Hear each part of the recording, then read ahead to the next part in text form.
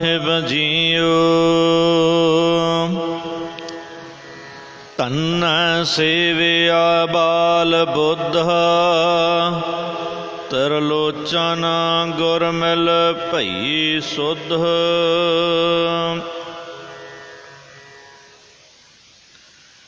बसंता महला पंजवा कार पहला दो तुकिया एको ओंकार सतगुर प्रसाद।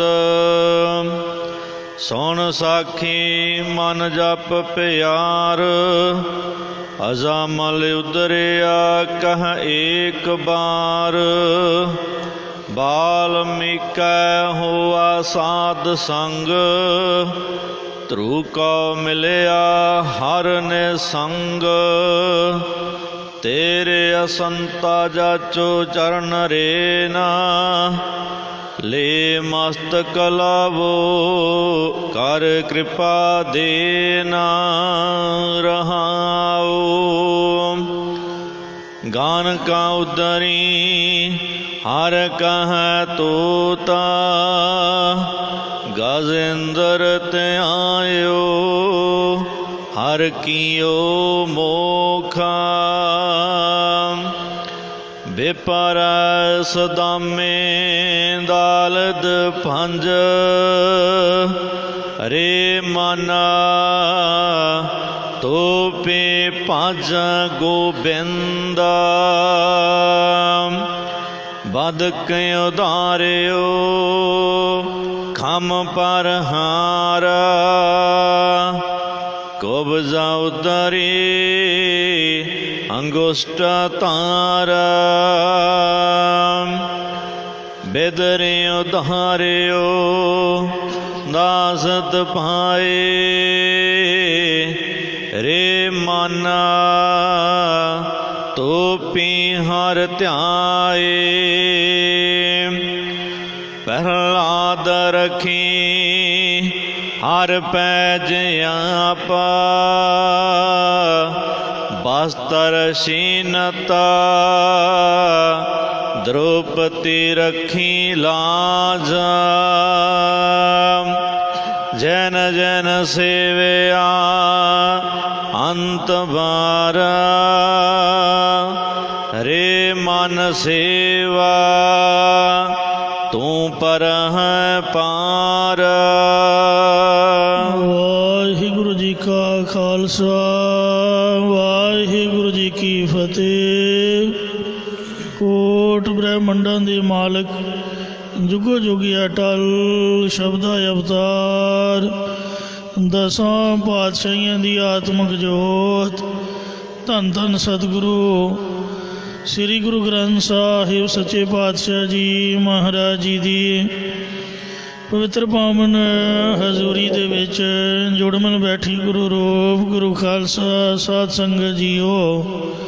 आओ बड़े प्यार यार सत्कार दे नाल पिछले 2 दिनां तो जो शब्द की विचार चल रही है साखियां वाला शब्द है।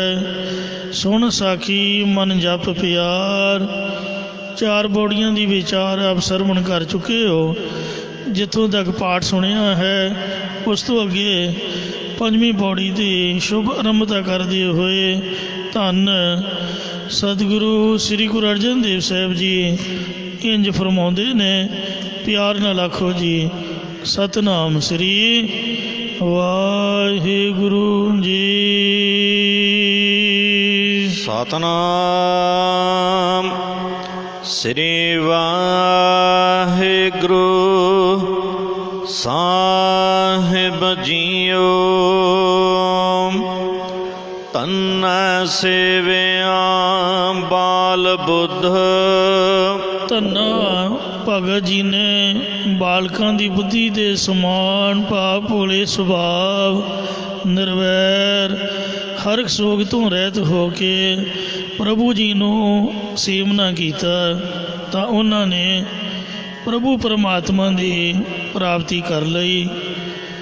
भगत धन्ना जी जट जाति विचों होए हन।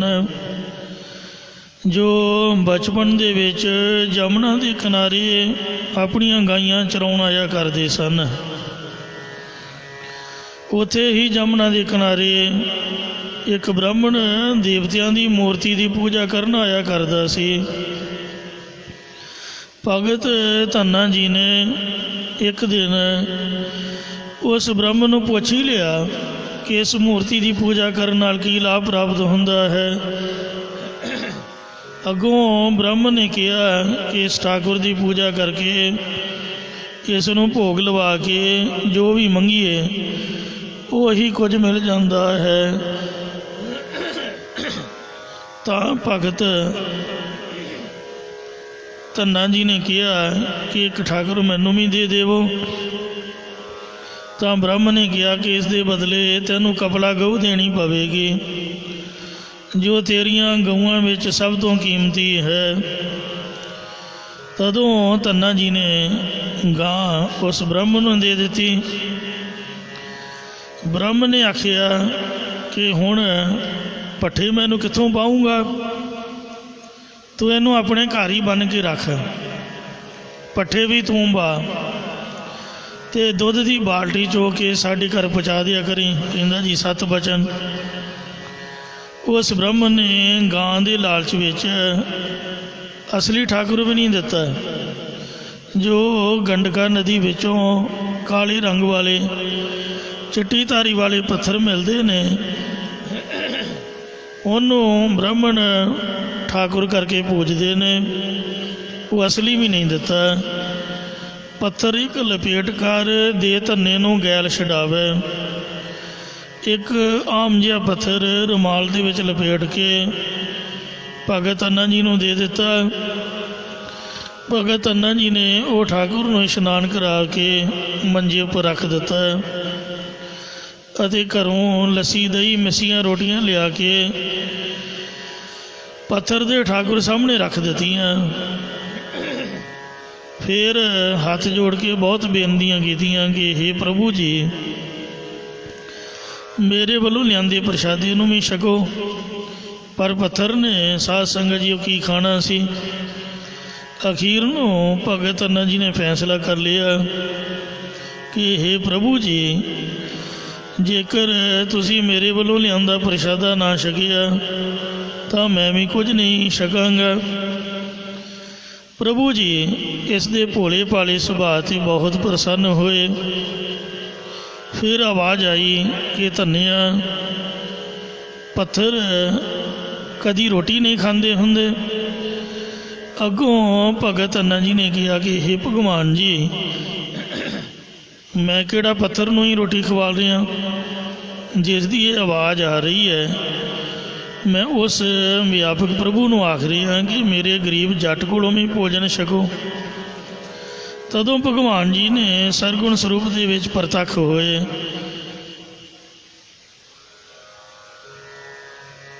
ਹੋਏ। ਸ਼ਾਹੀ ਮੋਹਿ ਲਾਵੇ। ਲੱਸੀ ਵੀ ਪੀਤੀ, ਪ੍ਰਸ਼ਾਦਾ ਵੀ ਛਕਿਆ, ਦਰਸ਼ਨ ਦਿੱਤੇ ਅਤੇ ਧੰਨੇ ਦਾ ਭੋਜਨ ਛਕਿਆ। ਇਉਂ ਧੰਨੇ ਸੇਵਿਆ ਬਾਲ ਬੁੱਧ। ਬਾਲਕਾਂ ਵਾਲੀ ਬੁੱਧੀ ਦੀ ਤਰ੍ਹਾਂ ਭਗਤ ਧੰਨਾ ਜੀ ਨੇ ਪ੍ਰਭੂ ਨੂੰ ਸੇਵਿਆ ਅਤੇ ਪ੍ਰਭੂ ਨੂੰ ਪ੍ਰਸੰਨ ਕਰ ਲਿਆ। ਤੇਰਾ ਲੋਚਨ ਗੁਰ ਮਿਲ ਭਈ ਸਿੱਧਾ। ਭਗਤ ਤਰਲੋਚਨ ਜੀ ਨੂੰ ਵੀ ਗੁਰੂ ਗਿਆਨ ਦੇਵ ਨਾਲ ਮਿਲ ਕੇ ਪ੍ਰਭੂ ਦੀ ਸਿੱਧ ਪ੍ਰਾਪਤੀ ਹੋਈ ਸੀ। ਭਗਤ ਤਰਲੋਚਨ ਜੀ ਅਤੇ ਭਗਤ ਨਾਮਦੇਵ ਜੀ ਦੋਵੇਂ ਸਮਕਾਲੀ ਮਹਾਤਮਾ ਸਨ ਔਰ ਦੋਨਾਂ ਦੇ ਗੁਰੂ ਗਿਆਨ ਦੇਵ ਜੀ ਸਨ। ਉਹਨਾਂ ਦੀ ਸੰਗਤ ਕਰਕੇ ਇਹਨਾਂ ਭਗਤਾਂ ਨੇ ਆਤਮਿਕ ਗਿਆਨ ਪ੍ਰਾਪਤ ਕੀਤਾ। ਇੱਕ ਵਾਰ ਭਗਤ ਤਰਲੋਚਨ ਜੀ ਨਾਮਦੇਵ ਜੀ ਦੇ ਦਰਸ਼ਨ ਕਰਨ ਆਏ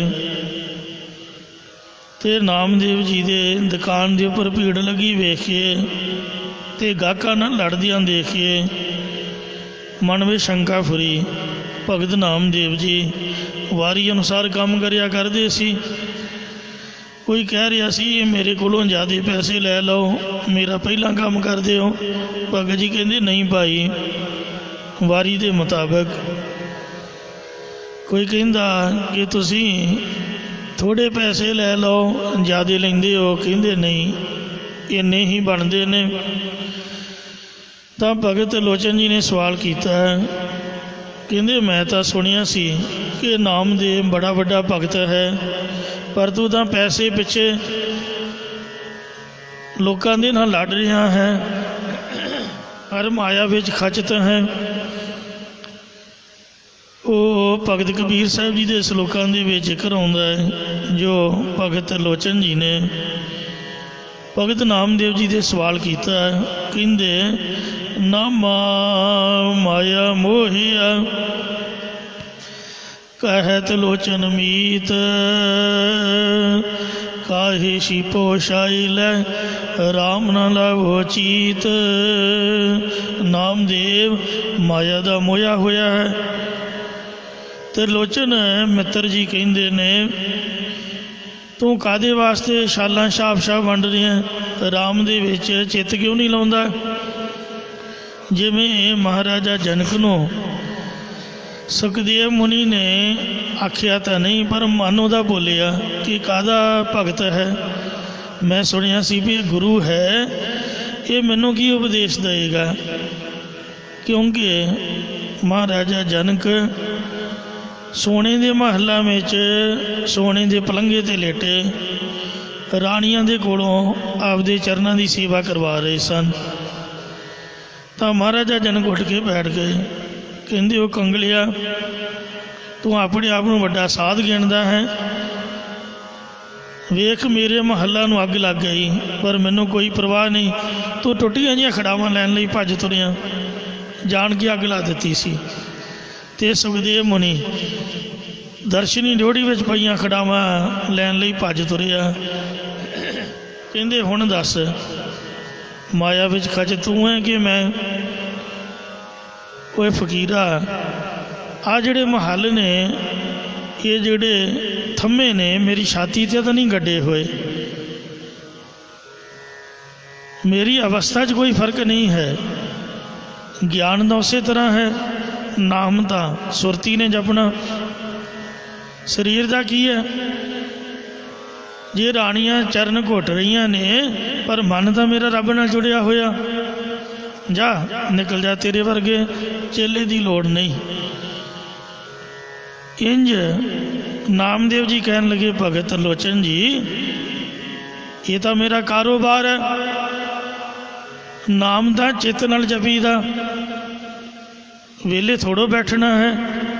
ਕਿਰਤ ਕਰੋ, ਨਾਮ ਜਪੋ, ਵੰਡ ਕੇ ਛਕੋ। ਨਾਮ ਇਹ ਨਹੀਂ ਕਹਿੰਦਾ ਕਿ ਕੰਮ ਛੱਡ ਦਿਓ। ਸਾਡੇ ਵਰਗੇ ਅੰਮ੍ਰਿਤਧਾਰੀ ਲੋਕ, ਮੈਂ ਪਹਿਲਾਂ ਵੀ ਕਈ ਵਾਰ ਬੇਨਤੀ ਕੀਤੀ ਹੈ, ਕਿਉਂਕਿ ਮੈਂ ਵੀ ਉਹਨਾਂ ਵਿੱਚ ਹਾਂ।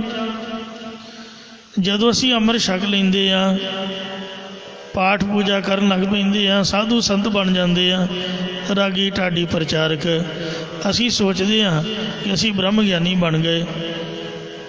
ਹੁਣ ਦਾ ਸਾਨੂੰ ਕੋਈ ਕੰਮ ਦੀ ਲੋੜ ਨਹੀਂ, ਸੇਵਾ ਦੀ ਲੋੜ ਨਹੀਂ। ਆਪਦੇ ਵਿਹਲੇ ਰਹੋ ਤੇ ਬਸ ਇਹੀ ਕੰਮ ਹੈ। ਇਸ ਤਰ੍ਹਾਂ ਨਹੀਂ ਹੈ। ਬਾਣੀ ਇਹ ਨਹੀਂ ਕਹਿੰਦੀ ਵੀ ਕੰਮ ਨਾ ਕਰੋ, ਮਾਲਾ ਇਹ ਨਹੀਂ ਕਹਿੰਦੀ ਵੀ ਵਿਹਲੇ ਬੈਠੇ ਰਹੋ। ਸ੍ਰੀ ਗੁਰੂ ਨਾਨਕ ਦੇਵ ਮਹਾਰਾਜ ਨੇ ਵੀ ਹਲ ਵਾਇਆ ਤੇ ਗੁਰੂ ਕਾ ਲੰਗਰ ਚਲਾਇਆ। ਤੋ ਇਸ ਵਾਸਤੇ ਨਾਮਦੇਵ ਜੀ ਕਹਿਣ ਲੱਗੇ, ਨਾਮਾ ਕਹਿਤ ਲੋਚਨ ਮੁਖ ਤੇ ਰਾਮ ਸੰਭਾਲ, ਹਾਥ ਪਾਉ ਕਰ ਕਾਮ ਸਭ ਚੀਤ ਨਿਰੰਜਨ ਨਾਲ। ਇਸੇ ਲਈ ਗੁਰੂ ਘਰ ਦੇ ਵਿੱਚ ਸੇਵਾਵਾਂ ਹੁੰਦੀਆਂ ਨੇ, ਗੁਰੂ ਕੇ ਲੰਗਰਾਂ ਦੀਆਂ, ਗੁਰੂ ਕੀ ਇਮਾਰਤਾਂ ਦੀਆਂ। ਸੋ ਵਿਣ ਸੇਵਾ ਤ੍ਰਿਗ ਹੱਥ ਪੈਰ ਹੋਰ ਨਿਫਲ ਕਰਨੀ। ਸੇਵਾ ਤੋਂ ਬਗੈਰ ਹੱਥ ਤੇ ਪੈਰ ਨਿਸਫਲ ਹਨ। ਇਸ ਲਈ ਗੁਰੂ ਕੇ ਸਿੱਖ ਸਰੀਰ ਦੀ ਸਫਲਤਾ ਲਈ ਸੇਵਾ ਨੂੰ ਲਾਜ਼ਮੀ ਸਮਝਦੇ ਨੇ। ਨਾਮਦੇਵ ਜੀ ਕਹਿਣ ਲੱਗੇ, ਨਾਮਾ ਕਹਿਤ ਲੋਚਨ ਮੁਖ ਤੇ ਰਾਮ ਸੰਭਾਲ। ਰਾਮ ਦਾ ਨਾਮ ਤਾਂ ਮੁਖ ਤੋਂ ਜਪਣਾ। ਤੇ ਹੱਥ ਪਾਓ ਕਰ ਕਾਮ ਸਭ, ਹੱਥਾਂ ਦੇ ਪੈਰਾਂ ਦੇ ਨਾਲ ਆਪਦਾ ਸਾਰਾ ਕੰਮ ਕਰੋ। ਜਿਹੜਾ ਬੰਦਾ ਸਵੇਰੇ ਉੱਠ ਕੇ ਇਸ਼ਨਾਨ ਕਰਨ ਤੋਂ ਬਾਅਦ ਆਪਦਾ ਕਛਹਿਰਾ ਨਹੀਂ ਧੋ ਕੇ ਬਾਥਰੂਮ 'ਚੋਂ ਬਾਹਰ ਆਉਂਦਾ, ਦੱਸੋ ਉਹ ਕੌਮ ਦਾ ਕੀ ਸਵਾਰੂਗਾ? ਦੁਨੀਆ ਦਾ ਕੀ ਭਲਾ ਕਰੂਗਾ? ਕਮ ਸੇ ਕਮ ਆਪਣਾ ਕਛਹਿਰਾ ਤਾਂ ਬੰਦਾ ਧੋ ਕੇ ਨਿਕਲੇ। ਸਾਨੂੰ ਤਾਂ ਸਿਆਣਿਆਂ ਨੇ ਸਮਝਾਇਆ ਵੀ ਜੇ ਕਛਹਿਰਾ ਵੀ ਸੁੱਟ ਕੇ ਬਾਹਰ ਆ ਜਾਓ ਫਿਰ ਇਸ਼ਨਾਨ ਦਾ ਫਲ ਨਹੀਂ ਮਿਲਦਾ। ਅੰਮ੍ਰਿਤ ਵੇਲੇ ਦੇ ਇਸ਼ਨਾਨ ਦਾ ਬਹੁਤ ਬੜਾ ਮਹਾਤਮ ਹੈ। ਜਿਹਨੇ ਸੇਵਾ ਕੀਤੀ ਉਹ ਫਲ ਲੈ ਗਿਆ, ਭਾਵੇਂ ਆਪਦਾ ਘਰ ਪਰਿਵਾਰ ਹੀ ਹੈ। ਰੋਟੀ ਖਾਧੀ ਤੇ ਮਾਰੀ ਲੱਤ ਭਾਂਡਿਆਂ ਨੂੰ, ਚੱਲ ਗੇਟ ਅੱਗੇ, ਹੱਥ ਵੀ ਉਹਦੇ ਵਿੱਚ ਹੀ ਧੋ ਲਏ, ਉਹ ਵੇਖ ਕੇ ਉਲਟੀ ਆਉਂਦੀ ਹੈ। ਦੱਸੋ ਉਹ ਬੰਦਾ ਕੌਮ ਦਾ ਕੀ ਸਵਾਰੂ? ਜਿਹੜੇ ਆਪਦੇ ਜੂਠੇ ਭਾਂਡੇ ਆਪ ਨਹੀਂ ਚੁੱਕ ਸਕਦਾ ਤੇ ਬਾਹਰ ਜਾ ਕੇ ਖੁਦ ਆਪ ਨਹੀਂ ਹੱਥ ਧੋ ਸਕਦਾ। ਇਸ ਵਾਸਤੇ ਇੰਨਾ ਕੁ ਤਾਂ ਬੰਦਾ ਆਪਦਾ ਕੰਮ ਤਾਂ ਕਰੇ ਨਾ। ਜੇ ਤੇ ਰੋਟੀ ਖਾਣੀ ਆ ਉਹ ਟੇਬਲ ਗੰਦਾ ਹੋਇਆ ਪਿਆ, ਭੋਜਨ ਦੇ ਛਿੱਟੇ ਪੈ ਪੈ ਕੇ ਉੱਥੇ ਮੱਖੀਆਂ ਭਿਣਕ ਰਹੀਆਂ ਨੇ, ਜੇ ਗਿੱਲੀ ਲੀਰ ਮਾਰ ਕੇ ਆਪਦੇ ਟੇਬਲ ਨੂੰ ਹੀ ਸਾਫ਼ ਨਹੀਂ ਕਰ ਸਕਦਾ, ਦੱਸੋ ਦੂਸਰੇ ਦਾ ਕੀ ਕਰੂਗਾ? ਮੈਂ ਵੇਖਿਆ ਵੀ ਦਰਜੀਆਂ ਦੇ ਕੱਪੜੇ ਪਾਟੇ ਹੁੰਦੇ ਨੇ, ਦੱਸੋ ਦਰਜੀ ਕਾਹਦਾ? ਲੋਕਾਂ ਨੂੰ ਕੋਟ ਪੈਂਟ ਸਵਾ ਪਾਈ ਜਾਂਦਾ, ਆਪਦੇ ਕੱਪੜੇ ਪਾਟੇ ਹੋਏ ਨੇ। ਆ ਜਿਹੜੇ ਮਿਸਤਰੀ ਨੇ ਉਹ ਆਪਦੇ ਉਹਨਾਂ ਦੇ ਵਹੀਕਲ ਫਿੱਟ ਕਰਦੇ ਹੋਣਗੇ, ਗੋਡੇ ਗੋਡੇ ਧੂੰਆਂ ਮਾਰਦੇ ਤੇ ਦੁਨੀਆ ਦੇ ਸਵਾਰੀ ਜਾਣਗੇ, ਵੇਖਣ ਵਾਲਾ ਕੀ ਆਖੂਗਾ? ਤੇ ਇਸ ਵਾਸਤੇ ਆਪਦੇ ਸਰੀਰ ਨੂੰ ਸਵਾਰਿਆ ਹੋਇਆ ਨਿਆਣਿਆਂ ਦੀ ਨਲੀ ਵਗ ਰਹੀ ਹੈ, ਉਹ ਮਾਂ ਦੀ ਬਦਨਾਮੀ ਹੋਊਗੀ ਨਹੀਂ ਵੀ ਬੱਚੇ ਨੂੰ ਤਾਂ ਤੂੰ ਕੱਪੜਾ ਪਾਇਆ ਕੋਈ ਨਹੀਂ। ਕਹਿਣ ਦਾ ਮਤਲਬ ਵੀ ਛੋਟੀਆਂ ਛੋਟੀਆਂ ਗੱਲਾਂ। ਸੋ ਗੁਰੂ ਘਰ ਦੇ ਵਿੱਚ ਸੇਵਾ ਅਤੇ ਸਿਮਰਨ ਮਹਾਰਾਜ ਨੇ ਹੁਕਮ ਕੀਤਾ ਹੈ, ਚਾਰ ਪਦਾਰਥ ਜੇ ਕੋ ਮੰਗੈ ਸਾਧ ਜਨਾਂ ਕੀ ਸੇਵਾ ਲਾਗੈ। ਜੇ ਪ੍ਰਭ ਕਾ ਸਿਮਰਨ ਸਭ ਤੋਂ ਉੱਚਾ ਆਖਿਆ ਹੈ ਤੇ ਨਾਲ ਸੇਵਾ ਦਾ ਉਪਦੇਸ਼ ਵੀ ਦਿੱਤਾ ਹੈ। ਚਲੋ ਸੇਵਾ ਜੇ ਨਹੀਂ ਕਰਨੀ, ਘੱਟੋ ਘੱਟ ਘਰਦਿਆਂ ਦਾ ਤਾਂ ਸਵਾਰੋ, ਆਪਦਾ ਆਲਾ ਦੁਆਲਾ ਤਾਂ ਸਾਫ਼ ਰੱਖੋ। ਇਸ ਲਈ ਨਾਮਦੇਵ ਜੀ ਨੇ ਆਖਿਆ ਵੀ ਨਾਮ ਇਹ ਨਹੀਂ ਆਖਦਾ ਵੀ ਵਿਹਲੇ ਬੈਠੇ ਰਹੋ। ਤਿਰਲੋਚਨ ਜੀ ਨੂੰ ਉਪਦੇਸ਼ ਦਿੱਤਾ, ਇਕੱਠੇ ਨਾਮ ਜਪਿਆ ਕਰਦੇ। ਤਿਰਲੋਚਨ ਬ੍ਰਾਹਮਣ ਸਨ, ਅਮੀਰ ਘਰਾਣੇ ਦੇ ਸਨ। ਨਾਮਦੇਵ ਜੀ ਨੂੰ ਬੇਨਤੀ ਕਰਦੇ ਰਹਿੰਦੇ ਕਿ ਮੈਨੂੰ ਵੀ ਪਰਮਾਤਮਾ ਦੇ ਦਰਸ਼ਨ ਕਰਾਓ। ਨਾਮਦੇਵ ਜੀ ਨੇ ਪ੍ਰਭੂ ਭਗਵਾਨ ਨੂੰ ਬੇਨਤੀ ਕਰਨੀ, ਭਗਵਾਨ ਨੇ ਕਹਿਣਾ ਕਿ ਮੈਂ ਅਮੀਰਾਂ ਦੇ ਘਰ ਜਾਣਾ ਪਸੰਦ ਨਹੀਂ ਕਰਦਾ, ਕਿਸੇ ਦਾ ਕੀ ਲੈਣਾ, ਕੀ ਮੂੰਹ ਬੋਲ ਦੇਵੇ, ਤੇ ਤੂੰ ਆਪਦੇ ਆਪ 'ਚ ਮਸਤ ਰਹੋ, ਜੋ ਉਹ ਕਹਿੰਦਾ ਉਹਨੂੰ ਕਹਿਣ ਦਿਓ। ਬੜੀ ਵਾਰ ਬੇਨਤੀਆਂ ਕੀਤੀਆਂ। ਭਗਤ ਲੋਚਨ ਜੀ ਨੇ ਬੜੀ ਨਿਮਰਤਾ 'ਚ ਨਾਮਦੇਵ ਦੇ ਪੈਰ ਫੜੇ। ਆਖਿਰ ਨਾਮਦੇਵ ਜੀ ਨੇ ਰੱਬ ਨੂੰ ਮਨਾ ਹੀ ਲਿਆ। ਮਰ ਕਹਿੰਦੇ ਜਾ ਫਿਰ ਉਹਨੂੰ ਕਹਿ ਦੇ ਕਿ ਮੈਂ ਤੈਨੂੰ ਦਰਸ਼ਨ ਦੇਣ ਵਾਸਤੇ ਤੇਰੇ ਘਰ ਆਊਂਗਾ, ਪਰ ਤੂੰ ਖਿਆਲ ਰੱਖੀ ਮੈਂ ਤੈਨੂੰ ਦੱਸੂਗਾ ਨਹੀਂ, ਦੱਸ ਕੇ ਨਹੀਂ ਆਊਂਗਾ, ਬਿਨਾਂ ਦੱਸਣ ਤੋਂ ਆਵਾਂਗਾ। ਕਹਿੰਦੇ ਸਤ ਬਚਨ ਜੀ, ਦਰਸ਼ਨ ਤਾਂ ਹੋਣਗੇ ਹੀ। ਸੋ ਇਸ ਤਰ੍ਹਾਂ ਸਮਾਂ ਲੰਘਦਾ ਗਿਆ, ਦੋਨੇ ਬੰਦਗੀ ਕਰਦੇ ਰਹੇ। ਇਹ ਪਤੀ ਸਤੀ ਆਏ ਗਏ ਸਾਧੂ ਸੰਤਾਂ ਨੂੰ ਪ੍ਰਸ਼ਾਦ ਪਾਣੀ ਛਕਾਉਂਦੇ, ਬੜੇ ਸਤਿਕਾਰ ਨਾਲ ਬਿਠਾਲਦੇ, ਉਹਨਾਂ ਦੀ ਲੋੜ ਪੂਰੀ ਕਰਦੇ। ਇੱਕ ਦਿਨ ਭਗਤਨੀ ਕਹਿਣ ਲੱਗੀ ਕਿ ਆਪਣੇ ਕੋਈ ਬੱਚੀ ਬੱਚਾ ਤਾਂ ਹੈ ਨਹੀਂ, ਮੈਨੂੰ ਇਕੱਲੀ ਨੂੰ ਕੰਮ ਕਰਨਾ ਪੈਂਦਾ, ਤੁਸੀਂ ਇੰਝ ਕਰੋ ਕੋਈ ਨੌਕਰ ਦਾ ਪ੍ਰਬੰਧ ਕਰੋ, ਆਪਣੀ ਮਦਦ ਹੋ ਜਾਏਗੀ।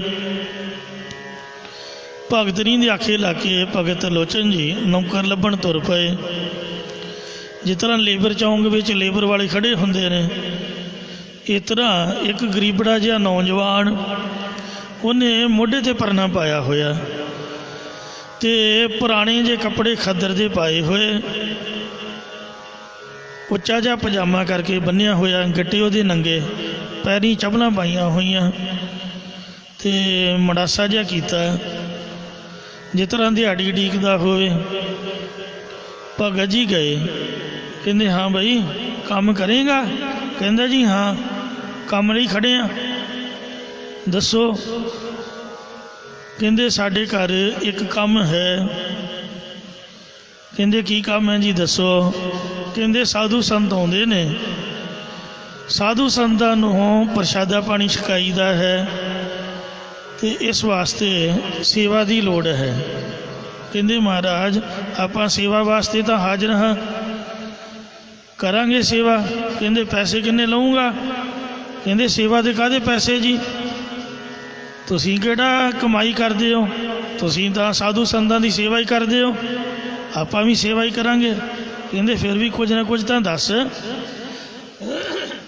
ਬਿਨਾਂ ਪੈਸੇ ਤੋਂ ਬਿਨਾਂ ਮਤਲਬ ਤੋਂ ਕੋਈ ਕਿਵੇਂ ਕੰਮ ਕਰਦਾ? ਕਹਿੰਦੇ ਜੀ ਨਹੀਂ, ਸਾਡਾ ਤਾਂ ਕੰਮ ਹੀ ਸਾਧੂ ਸੰਤਾਂ ਦੀ ਸੇਵਾ ਕਰਨਾ ਹੈ। ਹਾਂ ਇੱਕ ਗੱਲ ਜ਼ਰੂਰ ਹੈ ਵੀ ਜਿੱਥੇ ਰਹੋ ਪ੍ਰਸ਼ਾਦਾ ਤਾਂ ਛਕਣਾ ਹੀ ਪੈਂਦਾ, ਪ੍ਰਸ਼ਾਦੇ ਦਾ ਤਾਂ ਕੋਈ ਲਾਂਭਾ ਨਹੀਂ। ਹੁਣ ਭੁੱਖ ਲੱਗਦੀ ਹੈ, ਪੇਟ ਤਾਂ ਭਰਨਾ ਪਊਗਾ, ਮੈਨੂੰ ਬਸ ਪ੍ਰਸ਼ਾਦਾ ਛਕਾ ਦਿਆ ਕਰਿਓ। ਕਹਿੰਦੇ ਹਾਂ ਭਾਈ ਪ੍ਰਸ਼ਾਦਾ ਤਾਂ ਜੇ ਸਾਧੂ ਸੰਤਾਂ ਨੂੰ ਛਕਾਉਂਦੇ ਆ, ਤੈਨੂੰ ਕਿਉਂ ਨਹੀਂ ਛਕਾਵਾਂਗੇ? ਕਹਿੰਦੇ ਬਸ ਮੈਂ ਪ੍ਰਸ਼ਾਦਾ ਛਕਿਆ ਕਰਾਂਗਾ, ਤੇ ਫਿਰ ਮੇਰੀ ਨਿੰਦਿਆ ਨਹੀਂ ਕਿਸੇ ਨੇ ਕਰਨੀ, ਮੈਨੂੰ ਮਾੜਾ ਨਹੀਂ ਕਹਿਣਾ। ਜਿਸ ਦਿਨ ਮੈਨੂੰ ਮਾੜਾ ਕਹਿ ਦਿੱਤਾ ਉਸ ਦਿਨ ਮੈਂ ਤੁਹਾਡਾ ਕੰਮ ਛੱਡ ਜਾਵਾਂਗਾ। ਕਹਿੰਦੇ ਸਤ ਬਚਨ, ਅਸੀਂ ਤੈਨੂੰ ਮਾੜਾ ਕਿਉਂ ਆਖਾਂਗੇ, ਨਾਲੇ ਫਰੀ ਸੇਵਾ ਕਰੇਂਗਾ, ਨਾਲੇ ਮਾੜਾ ਕਿਉਂ ਕਹਾਂਗੇ। ਭਗਤ ਜੀ ਨੂੰ ਆ ਕੇ ਸਾਰੀ ਗੱਲ ਸਮਝਾ ਦਿੱਤੀ। ਇਉਂ ਕਾਫੀ ਚਿਰ ਲੰਘ ਗਿਆ, 13 ਦਿਨ ਹੋ ਗਏ, 13 ਦਿਨ ਲਗਾਤਾਰ ਸੇਵਾ ਕਰਦੇ ਹਾਂ। ਭਗਤ ਨਹੀਂ ਬੜੀ ਖੁਸ਼ ਕਿ ਮਹਾਰਾਜ ਭੱਜ ਭੱਜ ਸਾਰੇ ਕੰਮ ਕਰਦੇ ਨੇ, ਕਣਕ ਨੂੰ ਆਪ ਪਿਸਾ ਕੇ ਲਿਆਉਂਦੇ ਨੇ, ਆਟੇ ਦੀਆਂ ਬੋਰੀਆਂ ਕਰ ਲਿਆ ਕੇ ਰੱਖਦੇ, ਰਸਤ ਪਾਣੀ ਜਿਹੜਾ ਮੁੱਕ ਜਾਂਦਾ ਉਹਦਾ ਪ੍ਰਬੰਧ ਕਰਦੇ, ਸਾਧੂ ਸੰਤਾਂ ਦੀ ਸੇਵਾ ਕਰਦੇ, ਉਹਨਾਂ ਦੇ ਬਰਤਨ ਆਦਿ ਸਾਂਭ ਸਫਾਈ ਕਰਦੇ। ਤੇ ਜਦੋਂ ਛਕਣ ਵਾਸਤੇ ਬੈਠਦੇ, ਜਿੰਨਾ ਭੋਜਨ ਭਗਤ ਨਹੀਂ ਦੇ ਦੇਵੇ ਉਹਨਾਂ ਛਕ ਕੇ ਉੱਠ ਖਲੋਂਦੇ, ਦੁਬਾਰ ਤੋਂ ਨਹੀਂ ਮੰਗਦੇ। ਜੋ ਕੁਛ ਪਾਇਆ ਸੋ ਇੱਕਾ ਵਾਰ। ਇੱਕ ਦਿਨ ਭਗਤ ਜੀ ਨੇ ਸੋਚਿਆ ਕਿ ਮਨਾ ਇਹ ਖਾਂਦਾ ਤਾਂ ਰੋਟੀ ਹੋਈ ਹੈ, ਪੈਸੇ ਤਾਂ ਲੈਂਦਾ ਨਹੀਂ, ਕਿਤੇ ਭੁੱਖਾ ਹੀ ਨਾ ਰਹਿੰਦਾ ਹੋਵੇ, ਇਹਨੂੰ ਮੈਂ ਰਜਾ ਕੇ ਤਾਂ ਵੇਖਾਂ ਭਲਾ ਰੱਜਦਾ ਕਿਵੇਂ ਹੈ। ਹੁਣ ਤੁਸੀਂ ਦੱਸੋ ਕਿ ਜਿਸ ਦੇ ਪੇਟ ਦੇ ਵਿੱਚ ਸਭ ਦੁਨੀਆ ਹੈ ਉਹ ਕਿਵੇਂ ਰੱਜ ਸਕਦਾ? ਬੱਚੇ ਵਾਲੀ ਮਾਂ ਦੀ ਭੁੱਖ ਆਮ ਇਨਸਾਨ ਨਾਲੋਂ 2 ਗੁਣਾ ਵੱਧ ਹੁੰਦੀ ਹੈ। ਤੋ ਜਿਸ ਦੇ ਸਾਰਾ ਸੰਸਾਰ ਹੀ ਬੱਚੇ ਹਨ, ਸਾਰੇ ਸੰਸਾਰ ਨੂੰ ਦੇ ਰਿਹਾ, ਉਹ ਰੱਬ ਦਾ ਢਿੱਡ ਤੁਸੀਂ ਕਿਵੇਂ ਭਰੋਗੇ ਦੱਸੋ? ਢਿੱਡ ਭਰਨ ਦੀ ਮਨਸਾ ਲੈ ਕੇ ਭਗਤ ਜੀ ਨੇ ਛਕਾਉਣਾ ਸ਼ੁਰੂ ਕੀਤਾ। ਆਟੇ ਦੀ ਤੌਣ ਤਾਂ ਗੁੰਨੀ ਸੀ ਸਾਧੂ ਸੰਤਾਂ ਲਈ, ਉਹ ਪਕਾਈ ਗਈ, ਮਹਾਰਾਜ ਖਾਈ ਗਏ। ਸਾਰੀ ਤੌਣ ਦੀ ਤੌਣ ਹੀ ਉਹਨੇ ਪਕਾ ਕੇ ਖਵਾਤੀ। ਬਸ ਹੀ ਨਾ ਕਰਨ, ਨਾ ਭਗਤ ਨਹੀਂ ਬਸ ਕਰੇ, ਨਾ ਉਹ ਕਹਿਣ ਬਸ। ਜਦੋਂ ਸਭ ਕੁਝ ਹੀ ਛਕਾ ਕੇ ਤੇ ਹਜਮ ਕਰ ਦਿੱਤਾ, ਭਗਤ ਨਹੀਂ ਵਿਚਾਰੀ ਮੁੜਕੋ ਮੁੜਕੀ ਥੱਕ ਕੇ ਹੰਬ ਗਈ। ਮਾਈਆਂ ਬੀਬੀਆਂ ਦਾ ਸੁਭਾਅ ਹੁੰਦਾ ਹੈ, ਗੁਆਂਢਣ ਦੇ ਕੋਲ ਜਾ ਕੇ ਬੈਠ ਗਈ, ਗੱਲਾਂ ਬਾਤਾਂ ਕਰਦੀਆਂ ਕਹਿਣ ਲੱਗੀ, ਭੈਣ ਕੀ ਦੱਸਾਂ, ਸਾਡੇ ਘਰ ਭਗਤ ਜੀ ਨੇ ਇੱਕ ਨੌਕਰ ਲਿਆਂਦਾ, ਉਹ ਤਾਂ ਰੱਜਦਾ ਹੀ ਨਹੀਂ। ਸਾਰੀ ਦੀ ਸਾਰੀ ਤੌਣ ਆਟੇ ਦੀ ਮੈਂ ਪਕਾਤੀ ਤੇ ਉਹ ਸਾਰੀ ਖਾ ਗਿਆ। ਪਤਾ ਨਹੀਂ ਉਹਦਾ ਢਿੱਡ ਹੈ ਕਿ ਖੂਹ ਹੈ, ਰੱਜਦਾ ਹੀ ਨਹੀਂ। ਜਦ ਇਹ ਬਚਨ ਕੀਤਾ, 13ਵਾਂ ਦਿਨ ਸੀਗਾ, ਮਹਾਰਾਜ ਨੇ ਮੋਢਾ ਪਰਨੇ 'ਤੇ ਸੁੱਟਿਆ, ਆਪਣਾ ਮੋਢੇ 'ਤੇ ਪਰਨਾ ਸੁੱਟਿਆ ਤੇ ਸਤਿਨਾਮ ਵਾਹਿਗੁਰੂ ਵਾਹਿਗੁਰੂ ਵਾਹਿਗੁਰੂ ਕਰਦੇ ਭਗਤ ਜੀ ਦੇ ਘਰੋਂ ਤੁਰ ਗਏ। 13 ਦਿਨ ਰਹਿ ਕੇ ਜਦ ਭਗਤ ਜੀ ਘਰ ਆਏ, ਕਹਿੰਦੇ ਨੌਕਰ ਕਿੱਥੇ ਹੈ? ਕਹਿੰਦੇ ਇੱਥੇ ਹੀ ਤੁਰਿਆ ਫਿਰਦਾ ਹੋਊਗਾ, ਉਹ ਤਾਂ ਇੰਨੀਆਂ ਰੋਟੀਆਂ ਖਾ ਲਈਆਂ, ਉਹ ਕੰਮ ਕੀ ਕਰੂ ਹੁਣ, ਸੌਂ ਗਿਆ ਹੋਊਗਾ। ਇੱਧਰ ਉੱਧਰ ਲੱਭਿਆ, ਕਿਤੇ ਲੱਭੇ ਨਾ। ਕਹਿੰਦੇ ਤੂੰ ਉਹਨਾਂ ਨੂੰ ਕੁਛ ਆਖਿਆ ਤਾਂ ਨਹੀਂ? ਕਹਿੰਦੇ ਮੈਂ ਕਿ ਉਹਨਾਂ ਨੂੰ ਕੁਝ ਆਖਾਂਗੀ। ਕਹਿੰਦੇ ਹੁਣੇ ਤਾਂ ਤੂੰ ਬਚਨ ਕੀਤਾ, ਕੀ ਹੋਇਆ? ਕਹਿੰਦੇ ਆਹ ਗੱਲ ਹੋਈ, ਅਤੇ ਗੁਆਂਢਣ ਦੇ ਕੋਲ ਜਾ ਕੇ ਮੈਂ ਉਹਨਾਂ ਦੀ ਨਿੰਦਿਆ ਕੀਤੀ। ਕਹਿੰਦੇ ਬਸ ਉਹਨਾਂ ਨੇ ਮੈਨੂੰ ਆਖਿਆ ਸੀ ਵੀ ਮੇਰੀ ਨਿੰਦਿਆ ਨਹੀਂ ਕਰਨੀ। ਫਿਰ ਸੋਝੀ ਹੋਈ ਵੀ ਓਹੋ, ਇਹ ਤਾਂ ਭਗਵਾਨ ਸੀਗੇ, ਪਤਾ ਹੀ ਨਹੀਂ ਲੱਗਣ ਦਿੱਤਾ। ਉਹ ਵਿਚਾਰੀ ਬੜੀ ਰੋਈ ਵੀ ਜੇ ਮੈਨੂੰ ਪਤਾ ਹੁੰਦਾ ਵੀ ਮੇਰੇ ਘਰ ਰੱਬ ਆਇਆ ਅਤੇ ਮੈਂ ਕੋਈ ਬੱਚੇ ਦੀ ਡਿਮਾਂਡ ਕਰ ਦਿੰਦੀ, ਜਾਂ ਆਪਾਂ ਉਹਨਾਂ ਦੇ ਪੈਰ ਫੜ ਕੇ ਕੋਈ ਭੁੱਲਾਂ ਬਖਸ਼ਾਉਂਦੇ, ਮੁਕਤੀ ਮੰਗਦੇ। ਉਹ ਮਾਲਕ ਨੇ, ਉਹਨਾਂ ਦਾ ਹੀ ਸਭ ਕੁਛ ਹੈ, ਆਪਾਂ ਭਲਾ ਉਹਨਾਂ ਨੂੰ ਬੁਰਾ ਕਿਉਂ ਆਖਣਾ ਸੀਗਾ? ਸਾਨੂੰ ਪਤਾ ਹੀ ਨਹੀਂ ਲੱਗਾ ਕਿ ਭਗਵਾਨ ਹੈ। ਉਹ ਰੋਈ ਜਾਵੇ। ਤਰਲੋਚਨ ਜੀ ਨੇ ਸਾਧ ਸੰਗਤ ਜੀ ਹੌਸਲਾ ਦਿੱਤਾ। ਉਹਨਾਂ ਦਾ ਇੱਕ ਸ਼ਬਦ ਧਨਾਸਰੀ ਰਾਗਣੀ ਦੇ ਵਿੱਚ ਹੈ,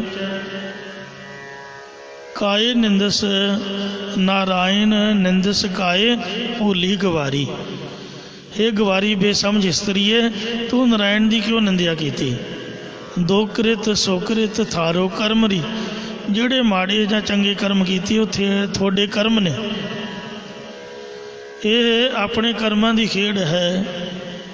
ਮਹਾਰਾਜ ਤਾਂ ਦਿਆਲੂ ਕਿਰਪਾਲੂ ਨੇ, ਤੂੰ ਹੌਸਲਾ ਕਰ। ਇਹ ਸਾਰੇ ਸ਼ਬਦ ਦੇ ਵਿੱਚ ਕਰਮਾਂ ਦੀ ਗਤੀ ਵਿਆਖਿਆ ਕੀਤੀ ਹੈ। ਇਉਂ ਸਾਧ ਸੰਗਤ ਜੀਓ, ਭਗਤ ਲੋਚਨ ਜੀ ਦੇ ਘਰ ਖੁਦ ਭਗਵਾਨ 13 ਦਿਨ ਨੌਕਰ ਬਣ ਕੇ ਰਹਿ ਕੇ ਸੇਵਾ ਕਰਕੇ ਗਏ। ਐਸੇ ਗੁਰਮੁਖ ਪਿਆਰੇ, ਸੋ ਤਿਰਲੋਚਨ ਗੁਰ ਮਿਲ ਭਈ ਸਿੱਧ।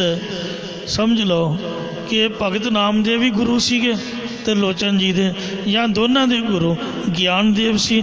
ਉਹਨਾਂ ਦੀ ਸੰਗਤ ਕਰਕੇ ਇਹਨਾਂ ਭਗਤਾਂ ਨੇ ਆਤਮ ਗਿਆਨ ਪ੍ਰਾਪਤ ਕੀਤਾ। ਬੇਣੀ ਕਉ ਗੁਰ ਕੀਓ ਪਰਗਾਸ।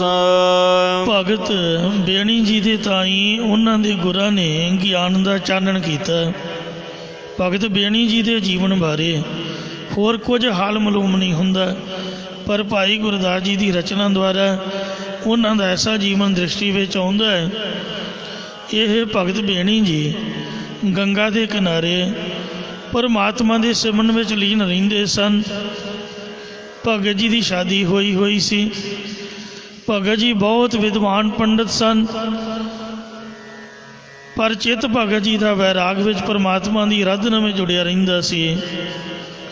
ਭਗਤ ਜੀ ਘਰੋਂ ਬਹੁਤ ਇਕਾਂਤ ਵਿੱਚ ਬੈਠ ਕੇ ਪਰਮਾਤਮਾ ਦੇ ਨਾਮ ਵਿੱਚ ਆਪਣੀ ਸੁਰਤ ਟਿਕਾਈ ਰੱਖਦੇ। ਜਦੋਂ ਘਰ ਆਇਆ ਕਰਨ ਤਾਂ ਟਾਲ ਮਟੋਲ ਕਰਕੇ ਕਿਹਾ ਕਰਨ, ਮੈਂ ਰਾਜ ਦਰਬਾਰ ਵਿੱਚ ਕਥਾ ਕਰਦਾ, ਜਦੋਂ ਕਥਾ ਦਾ ਭੋਗ ਪਵੇਗਾ ਰਾਜਾ ਉਦੋਂ ਕਥਾ ਦੀ ਭੇਟਾ ਦੇਵੇਗਾ। ਇਉਂ ਟਾਲ ਮਟੋਲ ਕਰਕੇ ਸਮਾਂ ਲੰਘਾਉਂਦੇ ਰਹੇ। ਸਮਾਂ ਲੰਘਣ 'ਤੇ ਭਗਤ ਜੀ ਦੇ ਘਰ ਇੱਕ ਪੁੱਤਰ ਨੇ ਜਨਮ ਲਿਆ। ਉਸ ਸਮੇਂ ਭਗਤ ਜੀ ਬਾਹਰ ਜੰਗਲ ਵਿੱਚ ਬੈਠੇ ਹੋਏ ਪਰਮਾਤਮਾ ਦੀ ਲੇਵ ਵਿੱਚ ਲੀਨ ਸਨ। ਘਰ ਵਿੱਚ ਕੁਝ ਵੀ ਮਿੱਠਾ ਪਦਾਰਥ ਨਹੀਂ ਸੀ ਜੋ ਪੁੱਤਰ ਦੀ ਖੁਸ਼ੀ ਵਿੱਚ ਪਿੰਡ ਦੇ ਵਿੱਚ ਵੰਡਦੇ। ਉਸ ਸਮੇਂ ਭਗਵਾਨ ਨੇ ਇੱਕ ਰਾਜੇ ਦਾ ਰੂਪ ਧਾਰਨ ਕੀਤਾ ਅਤੇ ਘਿਓ, ਖੰਡ, ਸ਼ੱਕਰ ਆਦਿਕ ਬਹੁਤ ਪਦਾਰਥ ਲਿਆ ਕੇ ਭਗਤ ਜੀ ਦੇ ਘਰ ਵਿੱਚ ਰੱਖ ਦਿੱਤੇ ਅਤੇ ਕਿਹਾ ਕਿ ਹੁਣ ਕਥਾ ਦਾ ਮੱਧ ਹੋਇਆ ਸੀਗਾ ਅਤੇ ਮੱਧ ਦੀ ਅਰਦਾਸ 'ਤੇ ਇਹ ਤੁਹਾਨੂੰ ਪਦਾਰਥ ਦਿੱਤੇ ਨੇ, ਜਦੋਂ ਕਥਾ ਦਾ ਭੋਗ ਪਵੇਗਾ ਉਸ ਸਮੇਂ ਹੋਰ ਵੀ ਪਦਾਰਥ ਦੇ ਕੇ ਜਾਵਾਂਗਾ। ਤਦੋਂ ਸਭ ਪਦਾਰਥ ਮੁੱਕਣ ਤੋਂ ਰਹਿਤ ਹੋ ਗਏ। 9 ਨਿਧੀਆਂ ਅਤੇ 18 ਸਿੱਧੀਆਂ ਵਰਤ ਗਈਆਂ। ਤਦੋਂ ਪ੍ਰਭੂ ਜੀ ਰਾਜੇ ਦੇ ਰੂਪ ਦੇ ਵਿੱਚ ਹੀ ਭਗਤ ਜੀ ਦੇ ਪਾਸ ਜੰਗਲ ਵਿੱਚ ਗਏ। ਭਗਤ ਜੀ ਨੇ ਪ੍ਰਭੂ ਦੇ ਚਰਨਾਂ ਵਿੱਚ ਲਿਵ ਲਾਈ ਹੋਈ ਸੀ। ਰਾਜੇ ਦੇ ਰੂਪ ਦੇ ਵਿੱਚ ਪ੍ਰਭੂ ਜੀ ਨੇ ਭਗਤ ਜੀ ਦੇ ਅੰਦਰੋਂ ਆਪਣੇ ਚਰਨਾਂ ਦਾ ਧਿਆਨ ਖਿੱਚ ਲਿਆ। ਤਦੋਂ ਲਿਵ ਟੁੱਟਣ ਤੋਂ ਬੇਬਲ ਹੋ ਕੇ ਭਗਤ ਜੀ ਨੇ ਨੇਤਰ ਖੋਲ੍ਹੇ ਅਤੇ ਪਰਮਾਤਮਾ ਦੇ ਸਰਗੁਣ ਸਰੂਪ ਦੇ ਵਿੱਚ ਦਰਸ਼ਨ ਕਰਕੇ ਚਰਨੀ ਪੈ ਗਏ। ਪਰਮੇਸ਼ਰ ਨੇ ਆਪਣੇ ਭਗਤ ਨੂੰ ਕੰਠ ਨਾਲ ਲਾਇਆ। ਭਗਤ ਜੀ ਨੂੰ ਪੱਤੇ ਪੱਤੇ ਵਿੱਚੋਂ ਭਗਵਾਨ ਦਾ ਸਰੂਪ ਦਿਸਿਆ। ਜਦ